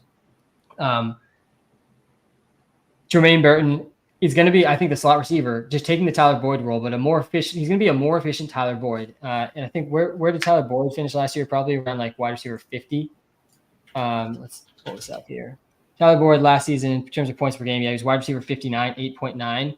A couple of years ago, he finished as wide receiver 32 when he was a bit younger in that same role. Like just a slightly more efficient Tyler Boyd, and he's potentially there. He's a top 30 wide receiver, just as a slightly more efficient Tyler Boyd. I think he can score more touchdowns than Tyler Boyd out of the slot too. So I think he's got a path there, but I also he has the contingent upside of he will be a top 30 receiver if Higgins or Chase goes down. He's capable of playing inside and outside. The only reason he fell in the NFL draft was character concerns. I certainly like him even more in this best ball format where I don't have to predict the spike weeks because he's going to be very spike weeky if there's not an injury to T. Higgins or Jamar Chase. Like he's just almost definitely not going to be this guy you can trust week in and week out in your starting lineup in fantasy leagues. But in this format, I don't need to trust him week in and week out. I just need a couple 30-point games, and I think he can definitely get there and finish top 30 in points per game. What are your thoughts on Jermaine Burton and that take there? That's probably the spiciest take I've heard out of all of them. I think that with an injury maybe he could get there. Even then, I'm not sure. I guess I don't know enough about him. So Jermaine Burton, he's out of Alabama, 4-star recruit out of Alabama. He fell to the 3rd round, but a lot of people had him mocked in the 1st round of the NFL draft, ahead of guys like Xavier Legette, ahead of guys like Jalen Polk. Jalen Polk, I think, is how you pronounce it. Maybe it's Jalen. I go back and forth. I'm not good with that pronunciation. But a lot of people expected him to go ahead of those guys and viewed him as a better prospect than those guys. But there were character concerns that had him slide. All right, we're going to be back on the clock here again. It is kind of nice picking at the back of the draft like this. Oh, man, we're going to go with a Dunze first. What are these receivers? See what the app's saying here, too. Don't need to be doing this blind. It's not even telling me to take receivers. Man, we got Hopkins. I think It's always Hopkins. I'm going to take Hopkins here. A little bit ahead of ADP. I maybe should have gone Xavier Worthy there, but I think this is fine too. Jacobs has fallen a lot in this one. Yeah, there he goes. Yeah, really, really big slide there. He went, 11 picks after ADP there.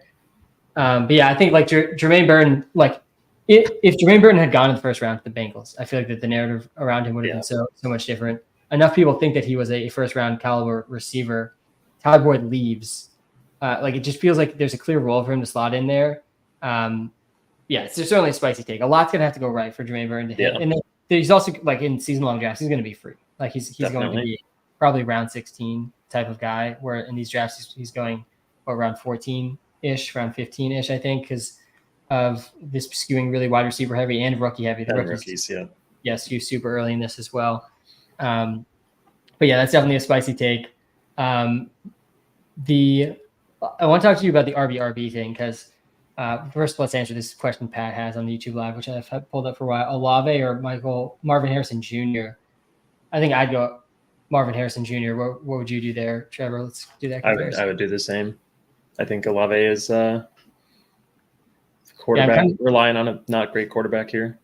Yeah, I'm definitely a little scared about being so anti-Olave. I think it makes sense though. Like I think the reasoning there is pretty sound.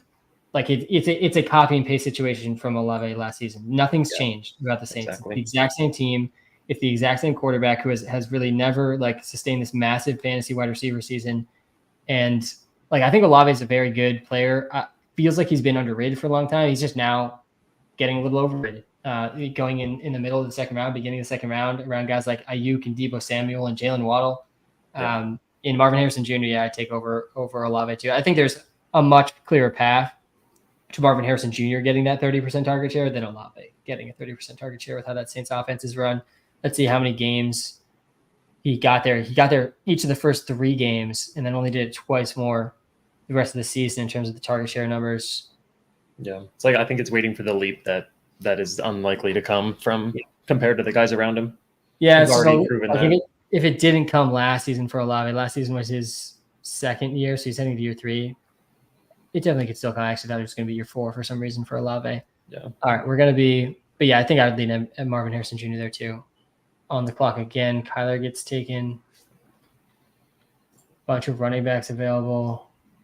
We're going to go Burrow, get that Higgins stack, and try to get Jermaine Burton later. Nice.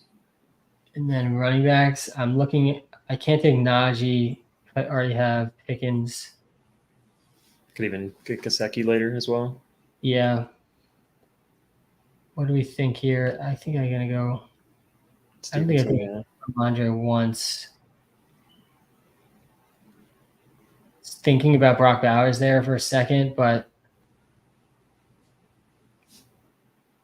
I think that was a fine pick. But yeah, so the running back thing. So like these are big tournaments that we're playing, massive tournaments. I think this tournament isn't as massive. I probably should know that while I'm drafting in it. Let's see, actually, this tournament has 9,300 entrants. This actually isn't that massive. Maybe this was a little bit of a mistake, but I think there's some data from last season of Best Ball Mania. It's like or maybe it was from this season.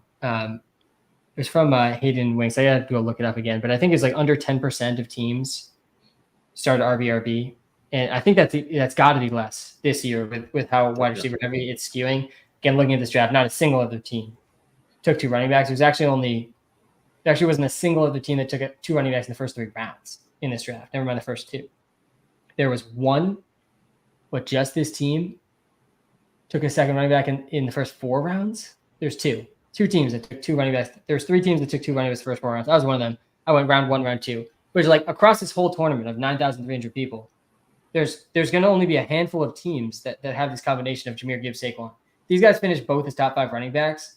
I'm heading into week 17 with just an incredibly unique build, and I was still able to rip 4 receiver. Like I still feel like I can catch up at receiver with the way the spike week works here. I can get 9 of them at the end too if I want, and just have an extremely differentiated team. And also just it feels like nobody's respecting the teardrops at running back this year, where like running backs can still like have fantasy season changing seasons. That was a weird way to word that. Fantasy winning seasons where like they just define basically define the seasons. That's what I was looking for. They just define the season. Like Bijan scores 20 touchdowns, and yeah, whoever had Bijan won. And if a couple of those running backs who can get into these like insane roles that other running backs just cannot even get an injury into, like Saquon Barkley, Gibbs is probably going to need an injury to like really be that. But he certainly at least has a path to it. Like if you have two of those guys on your team, it can be worth that early draft capital, plus the differentiation in these huge tournaments. I've been mixing it in definitely more than other people. And also just, I've heard so many analysts out there that I respect and listen to being like, yeah, like you don't want to, like I get wanting to zig when other people zag, but you got to also like go against the grain and make sure you're not like losing at receiver. I kind of just disagree with that to some extent in these big tournaments. Like I do think you should zig when other people zag, like even if it's a little risky and tough to come back from. All right, we're going to go Tyjae Spears. I think actually we already have Hopkins. We'll go Javonte here. And I think probably Goddard. Probably Goddard next. Maybe makes sense to go receiver here and take Jacoby. What do you think? Yeah, I think Goddard's fine. Yeah. Like Brandon Cooks in this range too. Yeah, I think Taking a lot of him. The nice thing too is with the like it's a little bit pushing it with Goddard into the end of those top 12 tight ends, but yeah. I can take two tight ends now, two quarterbacks on this team. I might honestly not take another running back either, and then we maybe can get a 10 wide receiver team here. A 2-4-10. A unique build, yeah. 2-4-10. Yeah, we're already unique, but like we do need to still catch up at receiver to some extent. For sure. I think the receiver depth is like an underlooked aspect this season of just people are smashing receiver early and then but there's depth down. I mean, even in the last round, there's receivers that are going to play. I mean, like this team, for example, that I'm building now, if Jamar Chase gets injured and I get Jermaine Burton here, like I absolutely could win this tournament.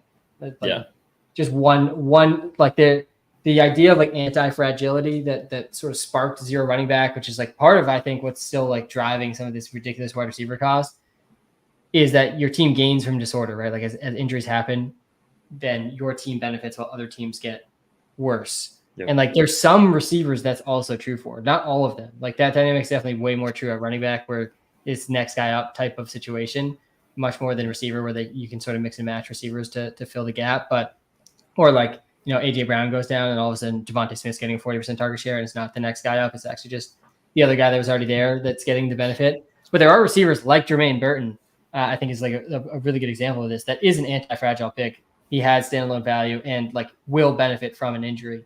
I think you could tell that story for a few of these guys down here that like the guys like Devontae Smith too, the guys that already have a role without injuries. But then with an injury, you could see a path to a much larger target share. I think Wan'Dale Robinson probably fits that bill to some extent. I think we have him projected for the second most targets on the Giants. If Malik Neighbors goes down, 25% target shares, like at least within the range of outcomes for him. I don't know if I want to put Quentin Johnson quite on that list, but there's a story to tell there that pretty much happened last season and didn't come to fruition. I'm willing though, like on a team like this, especially Ricky Pearsall is definitely in that group where he's not going to have standalone value, but is an injury away pretty clearly from some like massive standalone value. Also, he's got the week 17 correlation with Gibbs, which is good for this team. Man, I'm definitely going to I hope I get two of these receivers that are sitting here. He's definitely going to go receiver here though. This pick. This one's not. Yeah, he takes downs. I'll go Judy and Dotson. That's definitely fine. Out on Gabe Davis here. Oh, I do have a Titans player already. I'll go Judy first. I've been doing a lot of Dotson. I have no Falcons. I probably should go Gabe with the Hopkins pick. Yeah, we're going to do it. So I have you here, Trevor, to talk me out of doing the exact same thing I keep doing over and over again in these drafts. Make sure I'm differentiating these teams a little bit. At least with Gabe Davis, like this is just so clearly the format to take him in. Yeah, absolutely. Like he's not a redraft pick this year. No, and you just see it in the game logs. I mean, like all these 1 point weeks just aren't a huge deal, but like and this is with Josh Allen, so it's like a little bit different. But you can see a path to him. Just one of these 20-point games coming in week 15, 16, or 17, and this will definitely work out well. He's injured right now, which is driving down his cost. But like, he's one of these guys. He's injured right now, but I'm pretty sure he's like likely to be ready for training camp and like no risk of missing week 1. So why is this driving down his cost? Yep. Obviously, they drafted Brian Thomas Jr., who I do think is better than Gabe Davis, like kind of just like a better version of what Gabe Davis is to some extent. But Calvin Ridley's gone. Christian Kirk is obviously going to be there, Evan Ingram. But yeah, there's definitely a path to some spike weeks for Gabe Davis. I'm glad we did that there. Yeah, this is the format. This is definitely the format you want him in. Yeah, for sure. I've been taking a lot of Jahan Dotson too, but in this build, I do think Gabe Davis makes sense. We pull up. Let's compare these two. Dotson versus Davis. If you guys are watching live on YouTube, we're about to hit hour 2 of this live stream. Shout out to you if you've been here anywhere near that long. Make sure you hit that like button and subscribe button. We'll get to the comments here in a second. I see there's a few comments here. If you're watching live on TikTok, guys, hit the follow button and come to the YouTube live. Link is in the TikTok bio to that. You can see I'm in a live draft right now over on YouTube in a real draft, not a mock draft. And you can follow along with that draft right now to get a sense of where some of these average draft positions are at. All right, let's compare Dotson and Gabe. And yeah, Dotson projects better in a ceiling floor percentage. Is actually an interesting one. I would argue that his ceiling is higher. Yeah, actually it kind of does make sense. Like maybe the ceiling for Gabe, the weekly ceiling for Gabe is maybe higher, but like the season-long ceiling is significantly lower. That also makes sense. Like there's not a super clear path to Gabe Davis like being a consistent fantasy producer at a relatively high ceiling, which is what this is showing here. Obviously, the ADPs are right next to each other. We do have Gabe projecting more points per game, though, which is super interesting. Dotson, if we go back to not last season, he had 1 game over 20 points compared to what we saw. There was like 4 from Gabe Davis. But if we go back to his rookie season, no games over 20, but 4 games over 15 points. Probably the best deep passer he's ever played with. Like there's a similar story you could tell to Gabe Davis. These are similar guys. Like they both just need to get to 10 touchdowns or like have some big couple touchdowns in one game to pay off on the best ball. All right. Maybe we can get a Will Levis again here too. Oh no, Jermaine Burton's definitely about to get sniped. There's 100% chance. I steamed him up all live stream. You got it. Come on. Yep. Nice. All right, we're definitely taking him. Douglas is definitely in play here too. Yeah, I like both of them. Yeah, I like that a lot as well. I don't really think Douglas is as anti-fragile as Jermaine Burton and Ricky Pearsall. Like I don't think an injury is going to be like that needle moving for him, but I think he will have a consistent role for the Pats. If there's any Pats receiver I'm most confident in getting like over 50% target share, it's DeMarvin Douglas, and someone else probably will. I don't have a lot of confidence in which guy it's going to be any given week or across the whole season. All right, let's get to this question. Yo, Sam, excited for another great year. Been with Walter since year 1. Let's go, Jimmy. If you are in this live stream, guys, in July, beginning of July, you are miles ahead of everyone in your league, and you came to the right place for fantasy success. All right, we got a super flex question here. What QBs have to be gone in round 1 for you to pivot to the top receivers? Super interesting question. The super flex drafts are all over the place, man. Like it's every draft is different, especially in the super flex leagues because they're just more novel and there's less sort of source of truth average draft position out there for these leagues. We can talk through it though. Just pull up this draft board and look at some of these top quarterbacks. Talking through a super flex draft. So in round 1, I'm definitely these top 4 quarterbacks. I think should be the first 4 picks. Josh Allen, Lamar, Jalen Hurts, Pat Mahomes. I don't think I'd pivot to receiver or running back before any of them in a super flex league. Do you agree with that, Trevor? Yeah, I think so. I think the first 4, and then I would go CMC and CeeDee Lamb right after that, probably. Yeah, I think that makes sense. And then probably all of these other quarterbacks. Like I like these top receivers a lot too, though. Tyreek, Chase, Jefferson. It's very draft dependent too. I've had a lot of success in certain super flex leagues I've been in, fading QBs early when everyone takes 2 QBs in the first 2 rounds, and all of a sudden you start. Like I've had teams in super flex leagues with McCaffrey and Justin Jefferson. Like stuff like that, crazy stuff like that can happen where you just get 2 early first round picks in normal leagues on your team, and then everyone takes 2 QBs in the first 2 rounds, and they all stop taking quarterbacks, and then you get like a round 6 or 7 pocket passer who's going to start every game and have some spike weeks. And you get like 3 of those guys late. Not a horrible approach, I don't think, depending on like how your league is shaping out. But yeah, I'd probably go Tyreek, Jefferson, Chase, and Bijan in the same ballpark as all these other quarterbacks after those top 4. But those top 4 are like the clear top 4 picks, I think, in Superflex, and really all the tier all the way through to like Jordan Love here is going to be picked within like the first 16 picks, and rightfully so. Yeah. First season of Dynasty 2 QB. Who do I target for long-term success? Is there any Dynasty young Dynasty quarterbacks you'd be targeting? Interesting how far Jaden Daniels went ahead of Caleb Williams in this draft. I don't think I've seen this big of a delta between these 2 guys. These are certainly the 2 rookie quarterbacks that I have a lot of confidence in. How are you feeling about targeting these 2 in the Superflex Dynasty? Yeah, I mean, I like Jaden Daniels a lot. I think he has the rushing upside that you look for. Dynasty is different. Maybe the pocket passers, they can last 20 years instead of 12 for like a rushing quarterback. I think for the latest rushing quarterbacks, we've yet to see the fall off of like they're like all 29, like Josh Allen, Kyler Murray. They're all like these guys are all coming up on Lamar Jackson. They're all coming up on like people think they're going to fall off, but they're all the top dynasty assets still. Like we've yet to see the rushing fall off, so maybe Daniels is worth a lot. Yeah, I do not hate Jaden Daniels at all in Dynasty. Definitely think, I feel like a lot of the Dynasty leagues are super flex into QB for some reason, which I do like. And that my one Dynasty league is like that too. Yeah, Jaden Daniels, Caleb Williams, I think are great. I think that the 2 young quarterbacks that I got onto my Dynasty team, and I just need one of them to hit. I got them at extremely low prices. Bryce Young, who was just taken in this draft here, who like probably at least 1 more year away at best case scenario to like being a legit fantasy asset for you and like contending for your league championship. But like there's still a chance Bryce Young can turn it around. He's only 23 years old. He was the first overall draft pick, and he had absolutely 0 chance to succeed in year 1. We've seen this so much with so many of the quarterbacks that end up flopping in the NFL, and it's definitely not how you want to start your career. Like it is tough to come back from what Bryce Young just put out there in the rookie season. It was a piss. There's no way around it. I think he had 1 game. He had 1 game over 20 points. I mean, absolutely ridiculous. Like all these games under 10 fantasy points.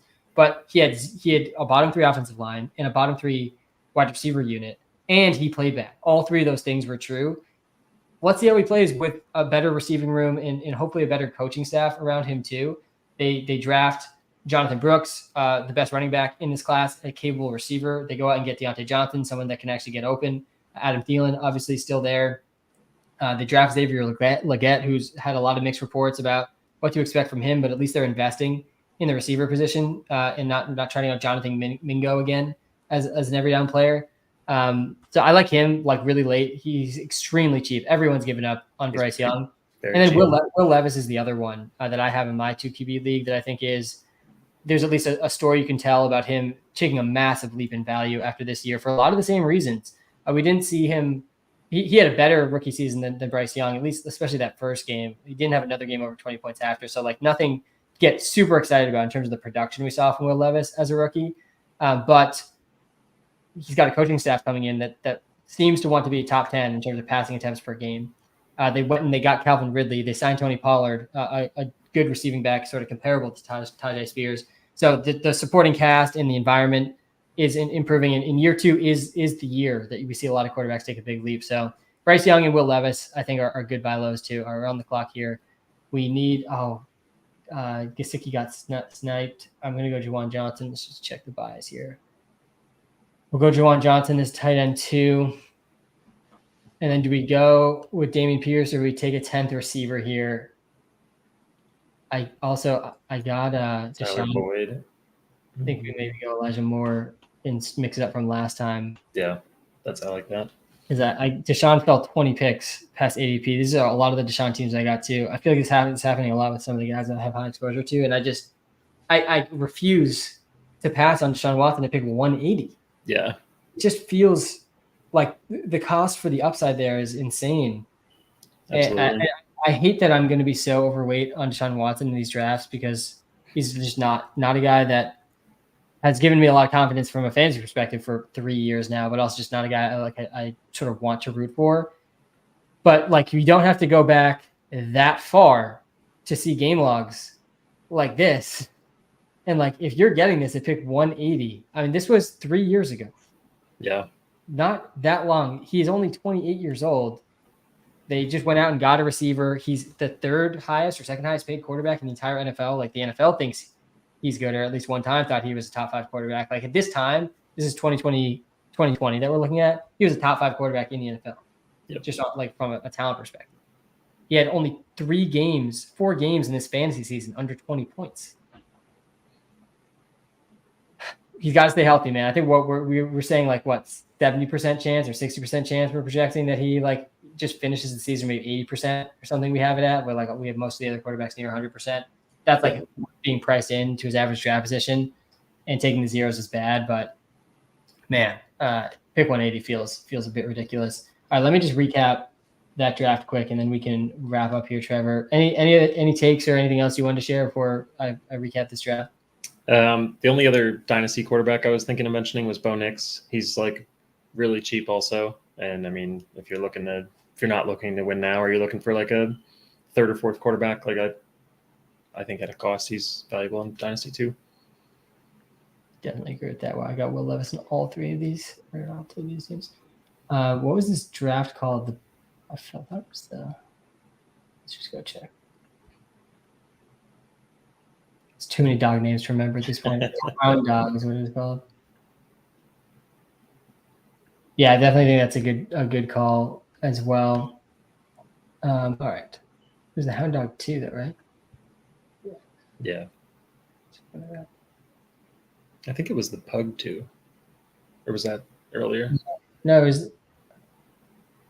Wait, was it? It was the $12 one. It was the Pug 2. Wait. Maybe they just have to refresh. Yeah, that's what it was. All right, we're wrapping up this live. We're going to recap this draft. Again, if you're watching live on TikTok, YouTube Live, I'm doing a live draft on this live stream. Interesting take on Neighbors. Yeah, definitely an interesting take. I did get some of the guys that have bold takes on in this draft. Wait, what? I thought I went. Oh, man. Dameon Pierce. Yeah, I think I went Dameon Pierce. We'll see if that ends up working out. It was like, oh, you know what it was? I'm not doing this queuing strategy, but since we're on live and the picks are going fast, I was just queuing guys up. But I have positional limits in place. Oh yeah. Accidentally auto draft at any time, and the wide receiver limit I have is definitely 9 because I'm not taking receivers very often. Hopefully, those positional limits end up being right, so we didn't get that Cleveland. Oh, I already had Judy. I didn't even realize. I would have been less enticed to take Elijah Moore there, anyways. All right, so we had the 12th pick in this draft. I started running back. I started Jahmyr Gibbs, Saquon Barkley. So the team ended up at quarterback. We got Joe Burrow and Deshaun. I took Burrow a little ahead of average draft position. Took him at pick 84. I took Deshaun 20 picks after his average draft position at pick 180. That was, what round was that in? That was round 15. 15. 14. Yeah, 15. The last pick in round 15, basically round 16, is where I got Deshaun. Is absolutely insane. I just can't picture that happening in very many other drafts. All right, we're at the running back room. Feeling pretty good about this. Jahmyr Gibbs, Saquon, Ramondre Stevenson, Javonte, Dameon Pierce. The way I like to think about this too at the end of some of these drafts, obviously week 17 matters a ton, but also I like to think about, like, can this team come in first in this league in each position group? Definitely possible at quarterback. I wouldn't say it's likely, but it's possible. Certainly possible at running back. Hopefully likely with investing those first 2 picks into the running backs. At wide receiver, we got George Pickens, T. Higgins, Rome Odunze, DeAndre Hopkins, Jerry Jeudy, Gabe Davis, Jermaine Burton, Demario Douglas, and Marvin Mims.